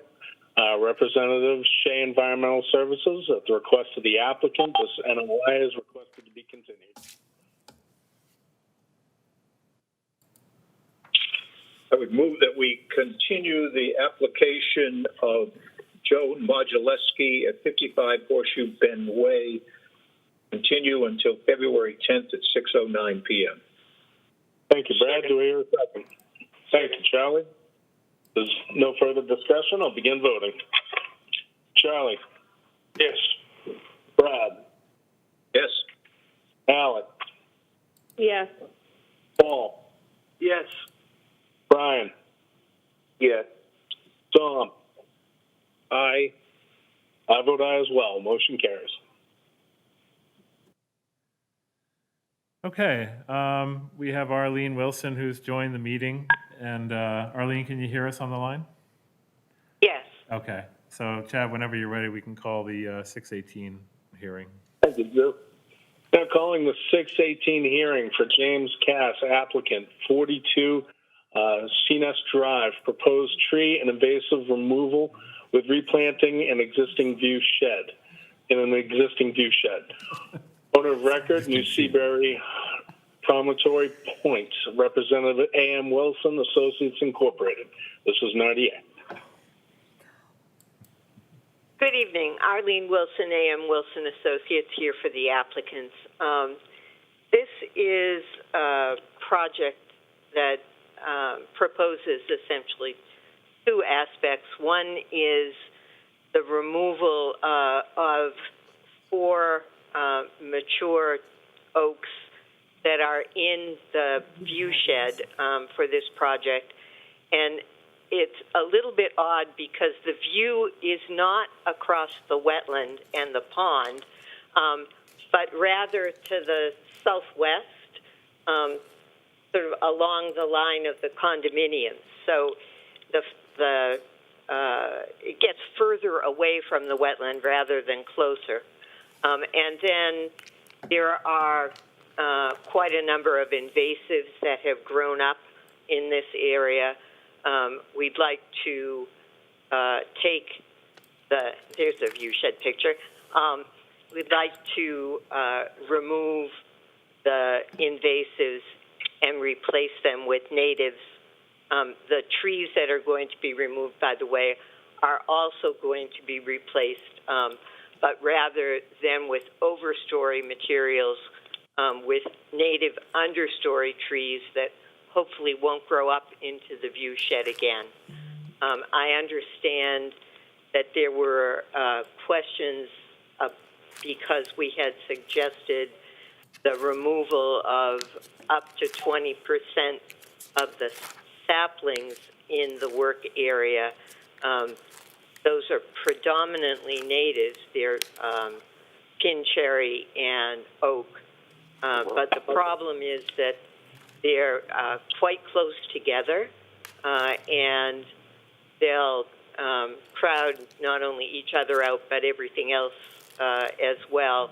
And so we wanted to give a little bit of breathing room so that there will be native trees that continue to come up, but they'll have enough space.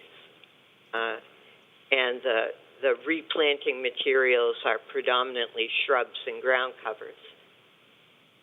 The property line has been staked in the field. The 4 trees that we want to come down have been flagged in the field. And the property line staking is going to ensure that the work doesn't intrude beyond the buffer zone. All of this work in the section where you have jurisdiction is at least 66 feet from the adjacent BVW around that little pond. Most of it is further away than that. I'd be happy to answer questions.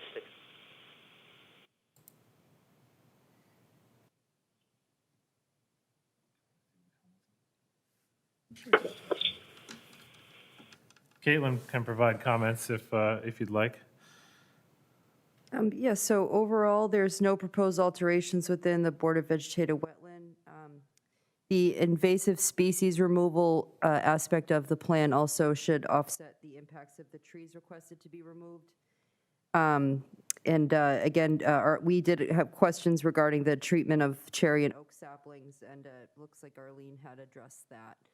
I just wanted clarification, Arlene. I thought I had seen before that this had an existing Vista pruning permit, or is this just a brand new? There was work that was done when the condominiums were first constructed. It's a long time ago. It's probably 15 years since there's been any real vegetative work done here.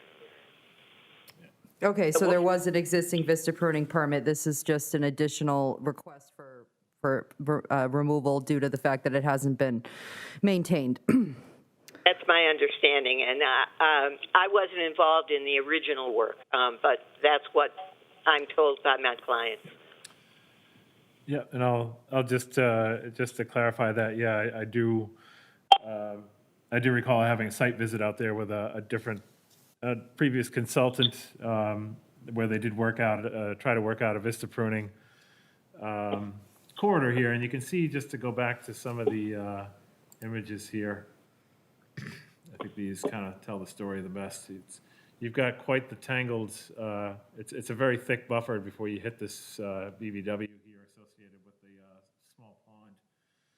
And I think the efforts to try and accommodate a view corridor for a condo complex as opposed to a single family lot, you got to look at some, changing the standards up a bit just to achieve the ultimate goal of a view corridor. And that's really what this is proposing to do. And the reason it's an RDA is because all the proposed alterations, including the removal of invasive species, planting of native species, calling for the removal of 4 total trees, all outside the 50-foot buffer. And in Regulation 29, which deals with natural vegetative buffer zones and buffer strips, the Commission can entertain RDAs for Vista pruning that lies within the 50 to 100-foot setback. So that's why I had recommended an RDA for this particular application. So it's a bit different than what you'd normally see in a Vista pruning kind of scenario, but, and again, citing Regulation 29, there is language that reflects that the Commission should use a greater degree of discretion when it comes to trying to accommodate views from a condo complex as opposed to a single-family home. So I think that the way that this has been planned out would accomplish those goals. It's certainly good to see. It's kind of hard to see right here, this bottom photo here, that's all Japanese knotweed. There's all kinds of tangled Asian bittersweet in here. So there's quite a few really nasty invasives. So it's great to see an effort being made to eradicate those and supplant them with native species. And then while trying to accommodate a good view shed corridor for the condo owner. So no other comments. Thank you, Drew. Comments from the commissioners? I have a question. So, Drew, I agree with you that if it was accommodating a bunch of people in the condo complex, it would totally be worth it. But how many actual units are benefiting from this? Based off the way the view shed is, it kind of looks like it's only one, but I'm just curious on site if it's different. Well, maybe 2 or 3, but not much more. Actually, being out there and standing on the balcony for these things, it's probably 5 or 6. Okay. Yeah, going back to this photo here, this is the kind of taken at the beginning of the corner where you round into the beginning of the units here. So this is where that view shed is coming out right here. So I think it will accommodate maybe not a totally equitable view across the board, but that's really just not feasible when it comes to condo units. But I think collectively it looks like it's going to achieve the goal of trying to improve views, from each unit.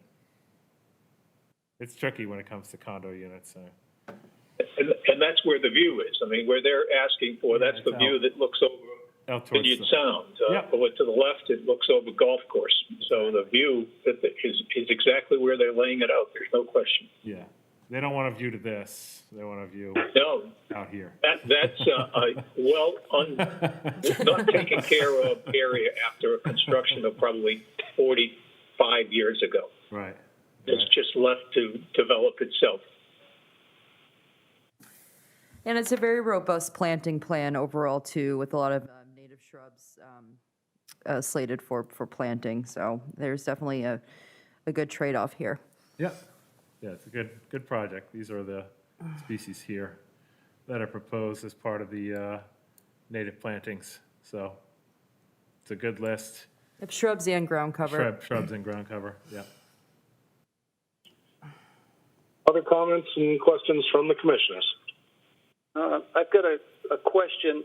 The plan on the cherry and oak saplings is to take those as well, correct? About 20% of them. 20%? Yes. Which is, actually, that's the number in your regulation. Yeah, it's up to 20%, Paul, as part of the pruning protocols. Discretionary, of course, to the commission, up to 20% of saplings to be removed in a view corridor. And then other percentages of pruning for larger mature trees and pruning of ground cover, things of that nature. Right. And who would decide what 20% goes or what 20% right out? So that gets worked out during an on-site. It's kind of hard to really pinpoint that on a plan. And that's what we've done historically with all Vista pruning permits is we meet we make it a condition of the permit that we meet out at the site with the contractor, chosen contractor to do the work, so we're all on the same page.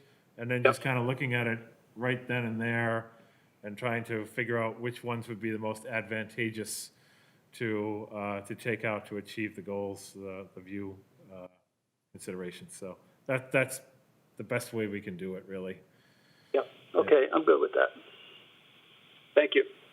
There's also the time of year restriction too associated with Vista pruning that we recommend would be adhered to in this situation too.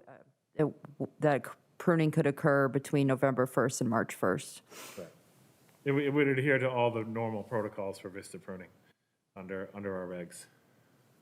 Okay. Other questions and comments from the commissioners? Is there anyone who's called in to make comment on this project? Nope. There's no further discussion. We'll entertain a motion. I would move that we have a negative determination in regards to the application of James Cass for 42 CNS Drive for proposed tree and invasive removal and replanting of the existing view shed with a condition that all parties concerned meet on site and agree upon the actions to be taken. Second. Thank you, Brad. Thank you, Charlie. Is there any further discussion? Hearing none, call a vote. Charlie? Yes. Brad? Yes. Alex? Yes. Paul? Yes. Brian? Yes. Tom? Aye. I vote aye as well. Motion carries. Thank you. Thank you, Arlene. Thank you.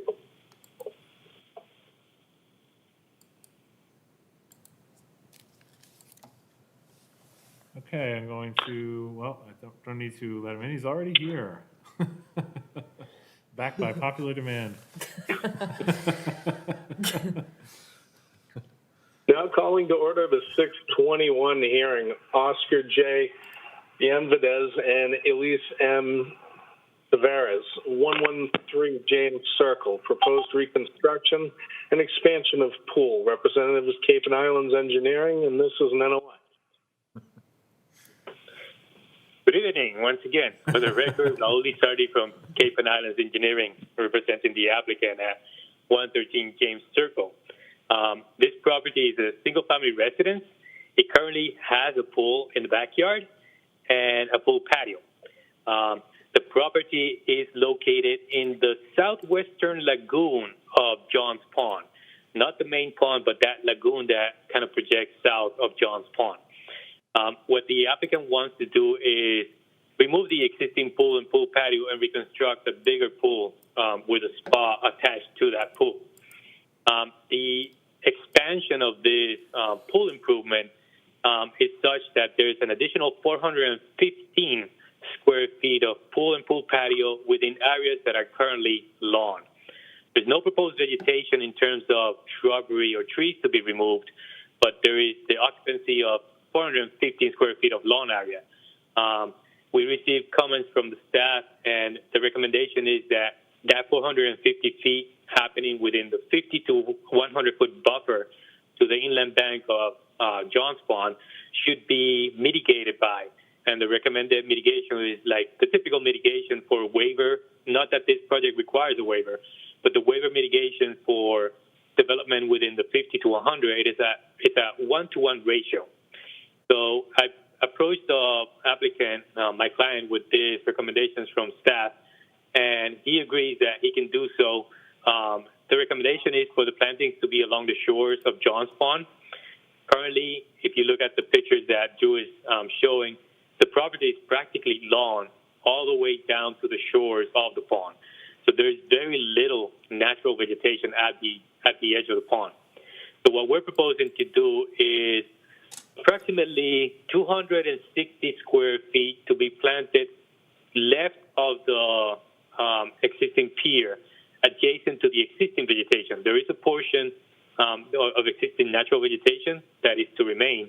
And what we're proposing to do is approximately 260 square feet, projecting out of that existing vegetation along the shores of John's Pond for about 33 feet. And then to the right of the existing pier, there is an existing shrub, kind of sapling with some woody species around it. Although it's in this area that is being shown, it's the GIS from the town, it does not quite properly project the actual property line. On the actual site plan, you see that the property line happens a bit further away from the shrub, and there is an area that's available of lawn to be removed or replaced with mitigation planting. So in that area, we propose a bit of a trapezoid shape of about 160 square feet. The two areas would add up to the 415 square feet as a 1-to-1 ratio. In addition to this, the current pool does not have a dry well. What we're proposing here, which is typical for all the pool projects we propose, is we're proposing a dry well for any maintenance of drawing down the pool level to be used through a dry well rather than discharging the water onto the lawn, which eventually reaches the pond. So that's the project. The only access to this site is through the right side of the property. So we do have a construction access along that side of the property, and there's a limited work along the right side of the property and through the lawn in the backyard. If there's any questions, I'll be happy to answer. Thank you, Raul. Drew and Caitlin, comments? Sure. So, Raul, first, is there a way that you could potentially share that revised mitigation plan? Yeah, I apologize, Raul. I didn't add it to the presentation. I don't know if you have it available, but. I actually do have it if I can share my screen. Yep, I'll stop sharing whenever you're ready. Great, thank you. Yes, so hopefully everyone can see the screen that I have in front of me. So essentially it is the same plan. It only highlights the two pieces of mitigation area that I presented to Drew via email. I did not submit the revised plan because in terms of the revised, we had to add additional notes to the plan in terms of species of plants and so forth. But in scope of the area, this is what we proposed and the applicant agreed to have done. 450 square feet is not a lot of area, but it can be accomplished in these two corners that does not affect his use of the property. In this project, I forgot to mention, I did call out that note that any disturbed lawn areas will be restored with the Mashpee regulated lawn seed. Thanks. Okay, very good. Yeah, so we appreciate that that your client was able to or is willing to work with the one-to-one mitigation. And a lot of, time with mitigation, it really can be site-specific, and this particular site definitely could benefit from it, as you can see, the extensive lawn. And definitely enhancing the buffer along the water is beneficial and a good trade-off for the expansion of the pool within the 50 to 100 foot. And again, we will, of course, condition the lawn areas that are to be reestablished to adhere to our lawn standards. But overall, I think that the project does meet the performance standards for inland bank and border vegetated wetland. And we will work again with Raul to create a good planting plan for the mitigation areas. So it'll be contingent. We'll issue the order of conditions if you approve the project tonight upon receipt of those revised plans.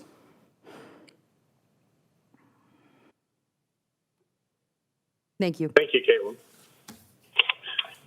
Commissioners, questions and comments?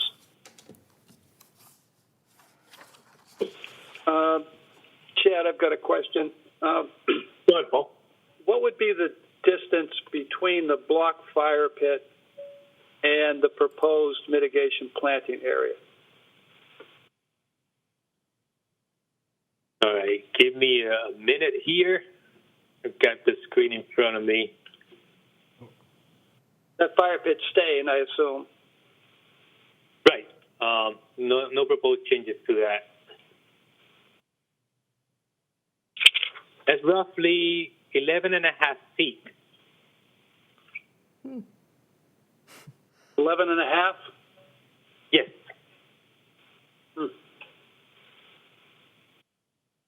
Which for a fire pit, there's plenty of separation for the use of that fire pit. Most of the people will probably be sitting on the upland side looking over the water.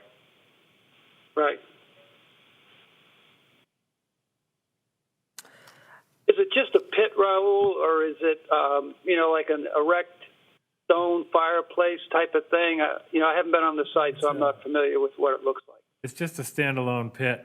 There's no associated hardscaping around it.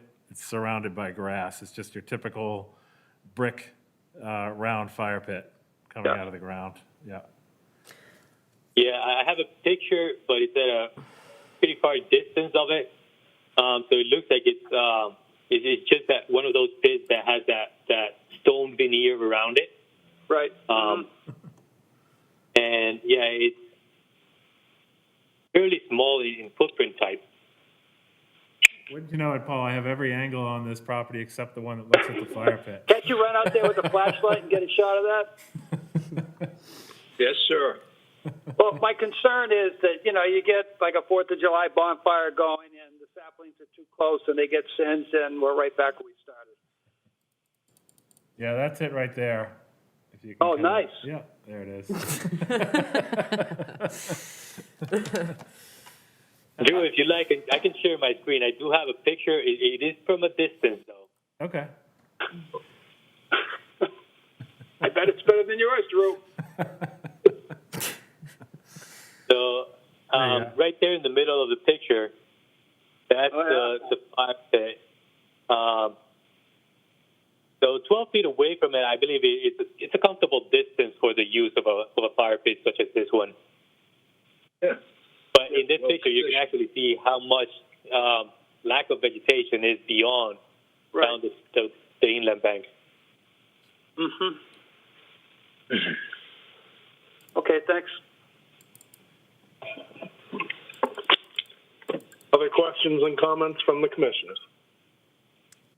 Kate has just a couple of additional comments. Yeah, just wanted to state the building department comment was this work was determined to be by right, and the Board of Health states that required setbacks from poolside, wall to tank, and leaching are 10-foot and 20-foot respectively and must be maintained.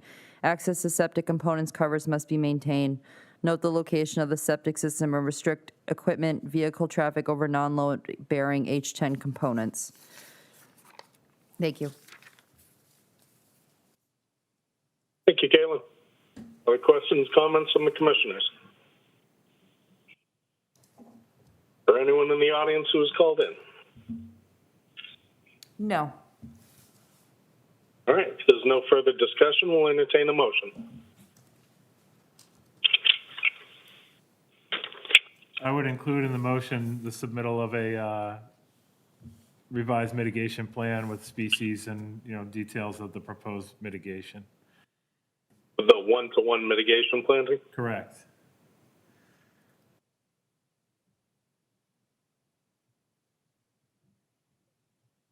I would move that in regard to the application of Gregory and Ivy Shantz at 9 Elliott Road. Nope, it's the one before that. Yep, it's the one before that. 113 James. Sorry, Two birds with one stone. I must have nodded off there. I apologize. I would like to move on the project of Oscar J. Benavides, L.C. Tavares, 113 St. James Circle, proposed reconstruction and expansion of pool. We close and we close an issue with the fact that the mitigation, the one-to-one mitigation plan be revised. Thank you, Brad. There is a second. Second. Thank you, Charlie. Is there any further discussion? Hearing none, we'll call a vote. Charlie? Yes. Brad? Yes. Alex? Yes. Paul? Yes. Brian? Yes. Tom? Aye. I vote aye as well. Motion carries. Thank you. Good night, Thank you, everyone. Raul. Good night. Thank you, Raul. He's not leaving, is he? He can't. He's out of here. the day off. He's earned his pay tonight. I think Brad and Raul get MVP for this game. All right, I'm going to invite in Mike Ball, who's representing the 9 Elliott Road. Mike, can you hear us? Yes, I can. Okay. Can you hear me? Yep, we can hear you, and I just invited you into the meeting. Excellent. All right, and Chad, we're ready to proceed with this one. Excellent. Thank I'll you. just say it was great. Almost approved my project before I even had to say a word. All right, now calling the 624 hearing, Gregory and Ivy Chance, 9 Elliott Road. Proposed deck replacement and porch construction. Representative, Marsh Matters Environmental, this is an IDA.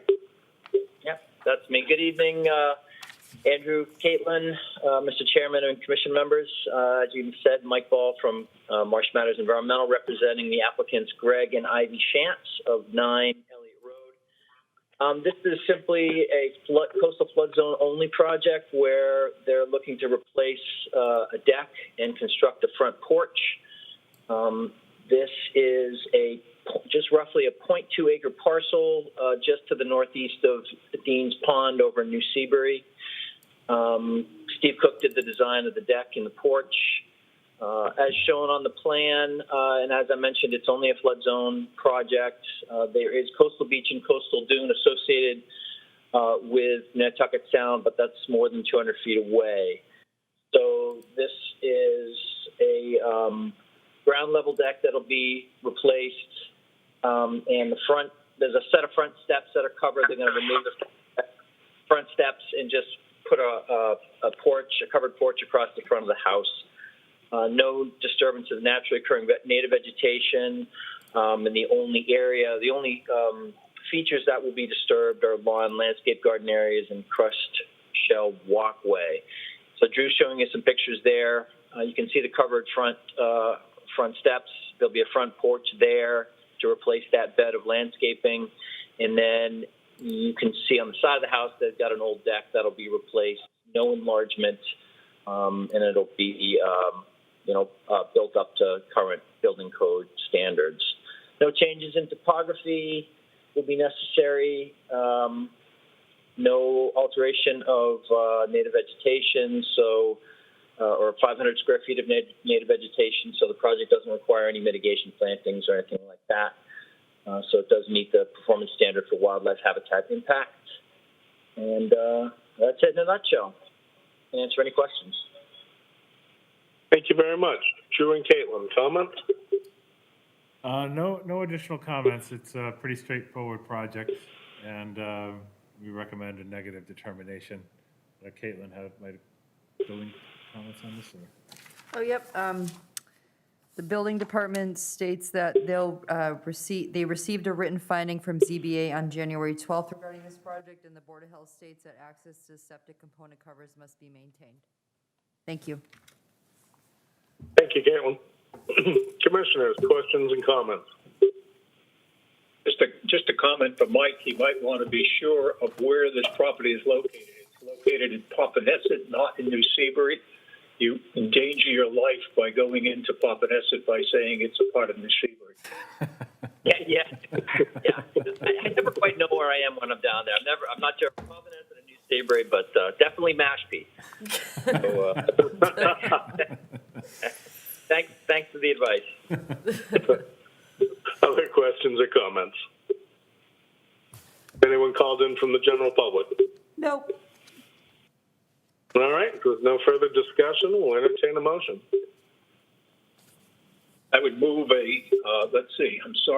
negative determination in regards to the application of Gregory and Ivy Shantz at 9 Elliott Road, proposed deck replacement and porch construction.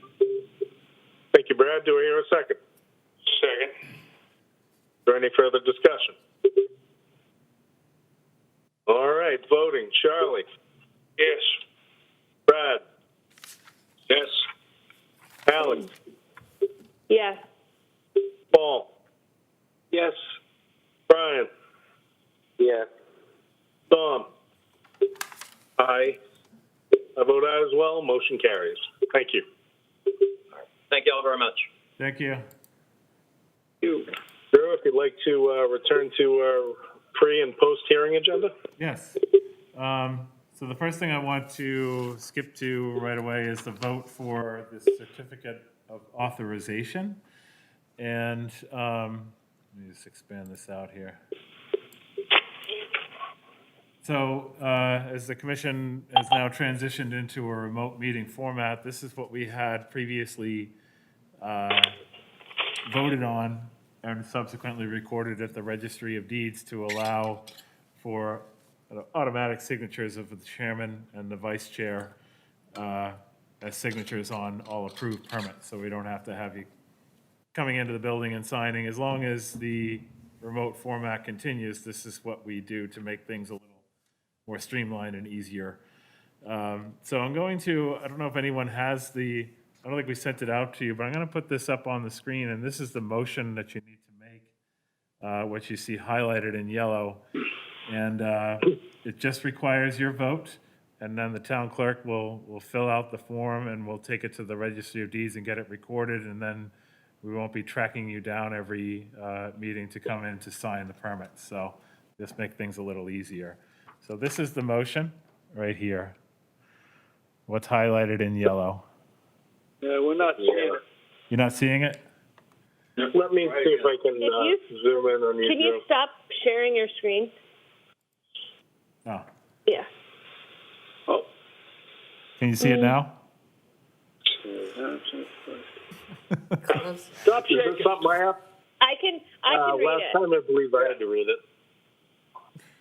Don't want share me to your read it? screen and blow it up. It says, Do you want me to just, if, want me to read it and we- some, sorry, go ahead, Alex. yeah, or whoever's reading it, if you just click speaker view, then Drew will be large instead of gallery. You can make Drew your whole screen by clicking speaker view. I don't know where that is. Speaker view. I'm trying to find You speaker just view. revolutionized my world there, Alex. Oh, Oh, there it is. wow. I Hey, tried. throw it up there, Drew. I'll give her a read. All right. Oh. Slide it over a little bit. A little bit more. Perfect. Perfect. Back the other way, just half an inch. Perfect. Stop Freeze. shaking. I move that the board vote to authorize the chair or in the chair's absence, the vice chair to execute and endorse all decisions, permits, approvals, plans, orders, instrument, and other documents of whatever nature on behalf of and as duly authorized agent for the Mashpee Conservation Commission. I'll second that. I'll second.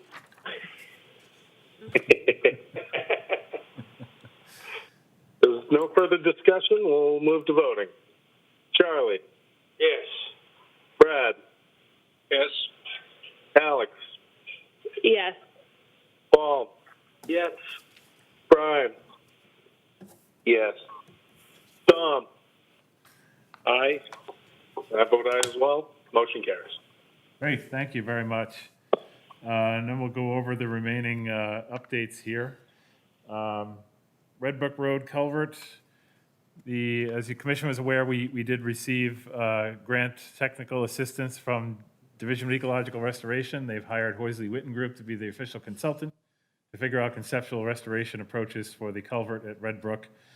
So that work will be getting started soon, and what needs to take place is full draining of the bog. So the sandbags a couple of sandbags have been removed to accomplish draining of the bog. I reached out to the association to let the association president know about what was happening, and I'm still alive, so I take it they're happy, or at least okay with it. So that's good.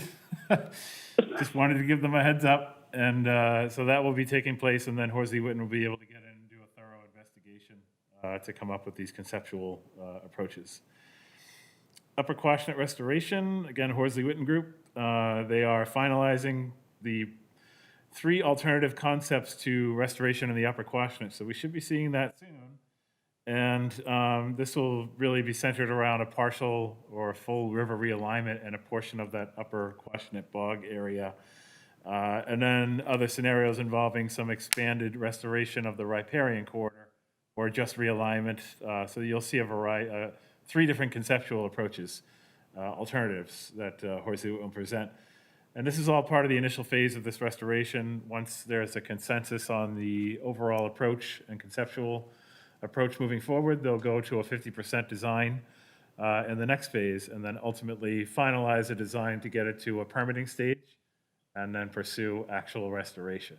So expect that to be shown within, I would say, the next month or so. We'll have something. Horsley Witten will be joining a meeting and presenting these alternatives to you. Does anyone have any questions on that? My question, they're submitting this in the middle of the winter, making it rather difficult for commissioners to trudge over that area so that they will understand what's really going to happen out there. Yeah, I think they'll be able to present. Unfortunate, we'll have to do it, I think. Well, they'll also be able to present some pretty good imagery of the existing conditions out there, taken at a different time of year. So I wouldn't say at this stage it's absolutely necessary to get out there and see it up front and personal, although you're welcome to, and anyone who wants to get out there will be happy to provide access. But at this stage, I think they should be able to present enough information where you should be able to make an informed decision on that. But if not, we can always accommodate a site visit too. So once everything calms down from the pending storm. Saturday afternoon might be a good time. Yeah. Right around 4 o'clock. Yeah, perfect. All right, I'll see you all there. Okay, so the Bylaw Review Subcommittee, we've been meeting, myself, Paul, Brian, and Alex, and we've been working together to make amendments to 2 different regulations, the first one being Regulation 12, mitigation, and the other one, Regulation 27, docks and piers. And I highlighted that one as the next one up in line because I feel that, we're seeing a lot of these dock and pier expansion projects, and I know there's a lot of concerns revolving around those and, some issues that need to be addressed. So I figured that was the next one up just based on, the pulse of the commission and feedback on recent projects involving docks and piers. So did you all receive the documents that I had sent out to everyone? You had 2 sets, one with red highlighted proposed amendments and then the existing language. And you can see some of the language crossed out. So I just wanted to put it out there for if anyone had any discussion on either one of the proposals that we've worked on. Mitigation is not, there's a couple of things we still need to finalize. Specifically, and I apologize, I don't have the regs up on the screen for you to see. But for mitigation, we're still trying to figure out a calculation or formula to decide on what is best suited for specifically tree removal, large tree removal, and violation scenarios, and what would be a suitable kind of ratio of or matrix of habitat, biomass, replacing the lost biomass of trees that are cut in a violation scenario. So we're still working on that. I think that was, correct me if I'm wrong, Paul, Brian, or Alex, I think that was kind of the last lingering type of amendment we were looking at. And I think everything else is pretty much what you see is going to be very close to, if not exactly what you, what will be, the final amendment on that red right, highlighted. There was that feedback from Eastham, I think it was, that had a ratio of 10-to-1 yes. for certain conditions. Yeah. Yeah, I liked that one. I think it was pretty well thought out. And looking at a lot of other towns' regulations when it comes to mitigation, I don't really see a calculation formula. Nothing on the level that we have for our mitigation calculation chart, at least. I think that's pretty thorough. And I think we're one of the few commissions, at least in this area, that have thought it out to that degree, what we have in the mitigation calculation chart. I haven't really seen anything else. Usually what you see is a 2-to-1 across the board when it comes to mitigation and regulations, based on what I've seen. But that's not to say that, that we can't take a closer look at it and, come up with some kind of, something to tie it to, rather than just coming across this arbitrary throwing out X number of shrubs to compensate for a 18-inch diameter tree, or something like that. So it just needs to be a little more concrete, a little more substantiated. So we'll be working. And keeping some kind of a discretionary clause, I don't think is a bad idea. Exactly, yeah. And you'll see, in the preamble for mitigation that we really want to emphasize that mitigation is the last consideration. All other options should truly be exhausted before mitigation is even considered. So that means reducing footprints, reducing impacts to the greatest degree that you possibly can. And in the instance where, a particular lot size is constraining, in the absence of a tiny house or something like that, that mitigation should be the last tool, the last option, not right up front as a bargaining tool right off the bat. You really should be looking at other alternatives to reduce impacts. And so the preamble really, the rewording of the preamble kind of emphasizes that right off the bat in the beginning of the regulation. And then you'll see obvious formatting changes, sections 1, 2, 3, A, B, C, just for ease of reference. That will be a running theme throughout future regulation amendments. And then just kind of trimming the fat on a lot of the detailed language and mitigation that could be condensed down into kind of an easier to read type of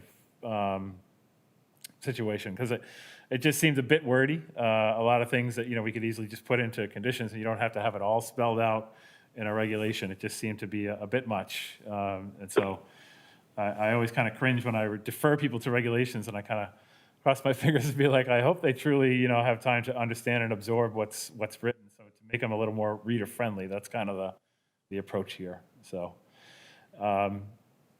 take a look at them, and if anyone has any discussion now, I would welcome it. But you can contact us individually or even as a group, as long as you don't deliberate as a group through email.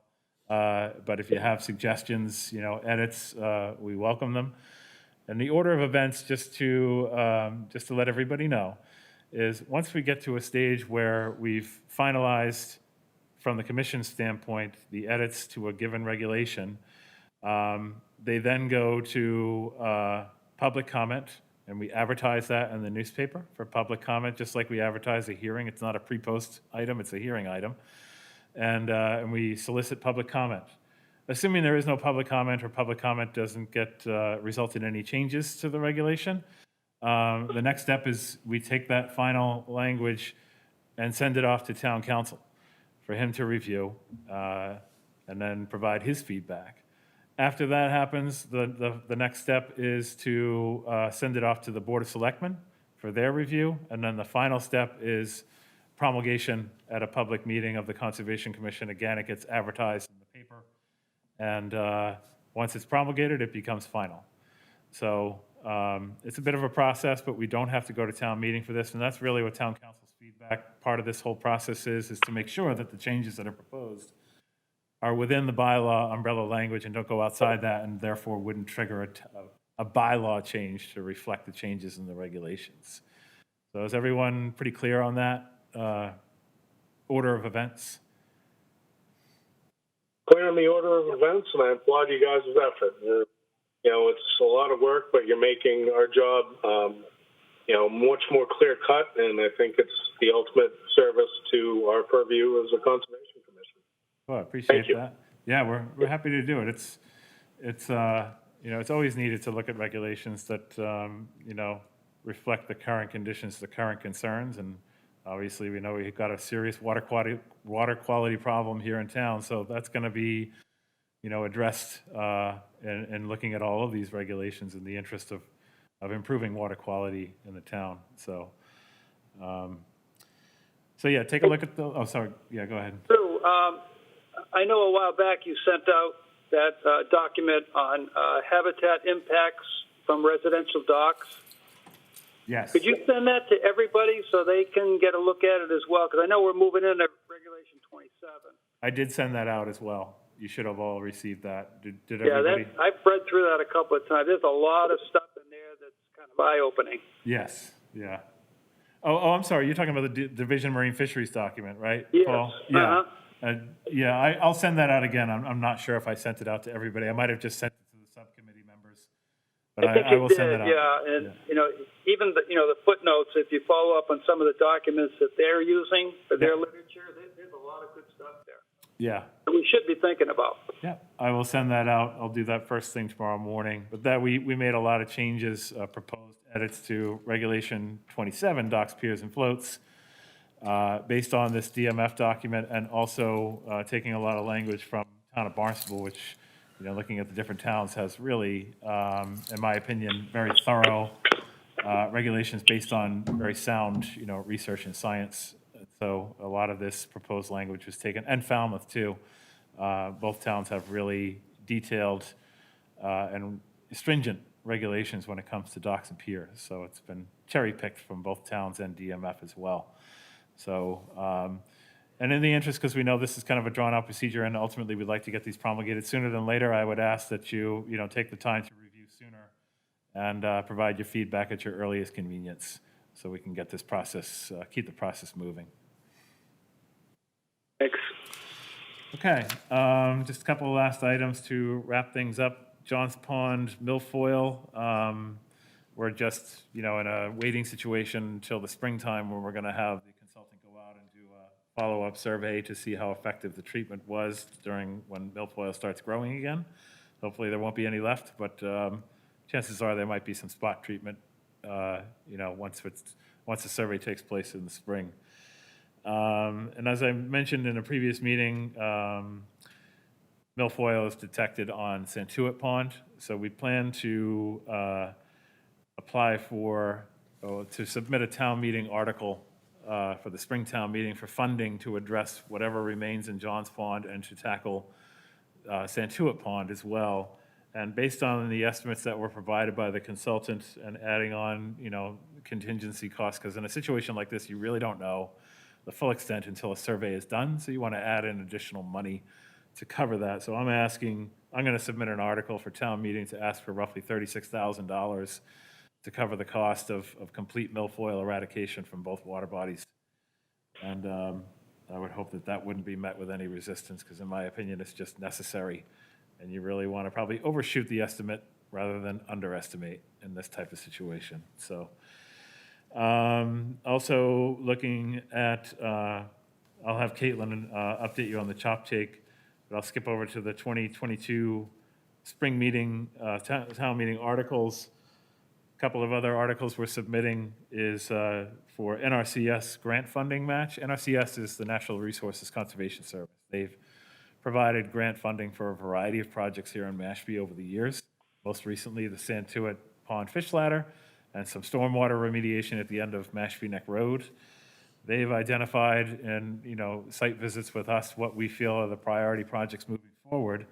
One of them is Johns Pond Fish Ladder to improve fish passage and mostly address the eroding bank conditions surrounding that fish ladder, and the sediment loading. So a redesign of those areas around the fish ladder to address those issues, and also improvements to looking at the outlet of the Mashpee River as it comes out of Mashpee-Wakeby Pond.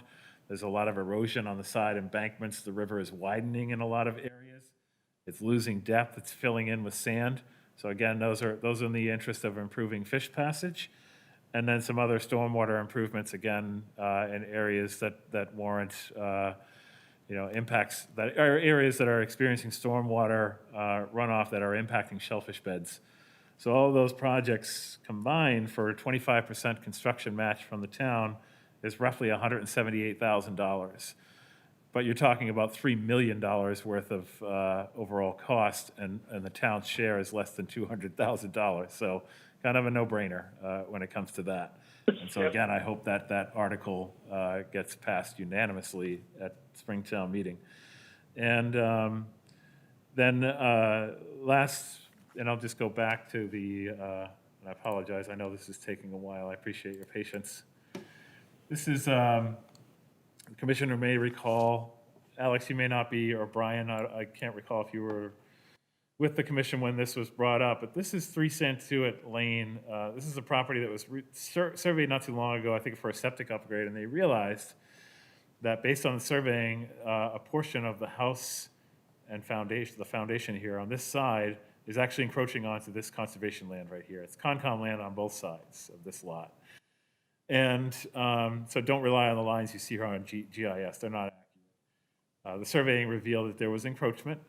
And as a result of that, I was contacted by attorney Brian Wall, who came up with the idea that the best way to go about addressing this situation is to have a portion of this existing lot swapped out and incorporated into this piece of conservation land, and they would be able to keep the equivalent square footage of encroachment here as a land swap.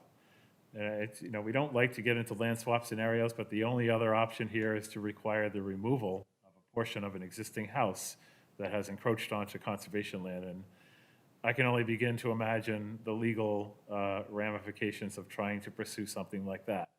So it's just kind of seeking a path of least resistance, getting something that's already in a naturally vegetated state to be incorporated equal to the square footage of encroachment over on this side. So you've got Concom lands on both sides of this subject property. So that will be an article as well for town meeting. And I'll send that out to everybody tomorrow so you can see how it's going to be worded. You as a commission had voted to endorse this approach at a previous meeting. I think it was this just last year when this was brought before you. And the understanding, was when Brian Wall presented this to everybody, I think it was during a Zoom meeting, and you all took a vote of endorsement to advocate for this approach. I think it just makes sense. That's the best compliance path moving forward for this type of situation. So I'll hand it over to Caitlin for chop take. Thank you. The draft bid documents for Phase 2 for the final design and permitting phase for the wetland restoration, they've just been reviewed by Town Council. So we will finalize those documents and have the town manager sign off on our contract amendment with the in lieu fee program, as well as post the new contract documents on combis to go out to bid for the second phase of, again, final design and permitting. Thank you. That's it. Thank you, Gary. All right. I've got a quick question. I know. Oh, okay.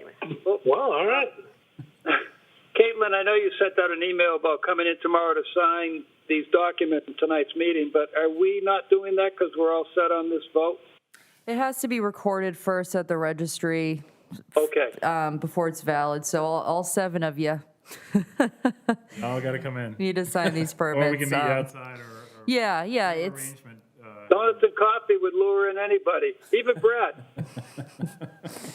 we will have coffee for you. Just tell me what time. I'll be there. We should bring them coffee. Now you're talking. I like that, Alex. Wait a That's minute. good. Yeah, the sooner the better, especially considering obviously the weather this weekend. I mean, I might hold things up early next week. So we'd really appreciate an effort for everyone to come in. And like Drew said, if not, we can accommodate by meeting you elsewhere. Yeah, we can meet you out, in the back parking lot or whatever. Whatever works for you guys is fine with us.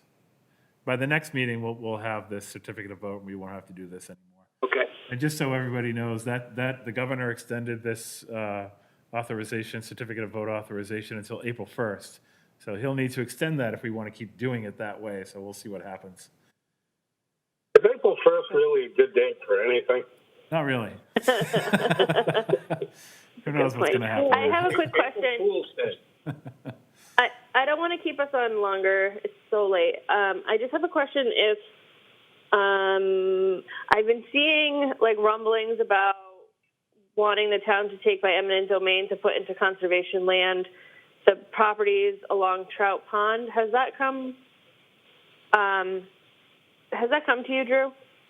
I haven't seen any official determination there. I know there are people working on it that would like to pursue that. And I've been talking to the town planner, Evan Lehrer, to reform a land acquisition committee, which did exist in Mashpee a while back, and it just kind of disbanded. So I think it's still a legitimate committee, and it doesn't need to be actually authorized by the selectmen, but we're pursuing that now to see if we can reconvene that committee and have kind of like a more formal path towards land acquisition instead of just, on the fly like we've been doing. The previous town planner really was, handled the bulk of these acquisitions, Tom Fudala. And the new town planner wants to, get a formal committee together to really, have a consistent approach to acquiring open space. So. Sounds good. If you need a commissioner What's that? to sit on that, I'm happy to. Okay. Yeah, I'll definitely keep you all updated on that. I've also heard a lot of citizen hard work has been being put into protecting trout ponds. I look forward to hearing maybe somebody before this committee with a presentation. That's definitely a worthwhile project we should fully endorse. Yeah, absolutely. I agree. Drew, are they still submitting a report, was it weekly or bi-weekly, on the repairs to the dam? Not anymore because it's been repaired. It's all done. It's all done. The only thing that's remaining is the planting, which they obviously have to wait till springtime to do. But it's done. There might be some minor amendments just to see if, any slumping might occur based on, the finished product. But yeah, for all intents and purposes, it's done. And we had a site visit out there with the contractors, the consultant, and Mashpee Commons to take a look at it. They did a great job. Great. Yeah. Great. Is there any other business any member has before the board? Hearing crickets, we'll entertain a motion for adjourn. I'll second that.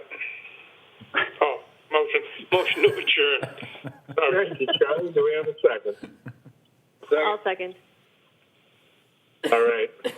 Voting. Charlie. Yes. Brad. Yes. Alex. Yes. Paul. Yes. Brian. Yes. Tom. Aye. I vote aye as well. Motion carries. Thank you, everyone. All right. Stay safe, everybody. Thank you. Get those shovels out. Bye.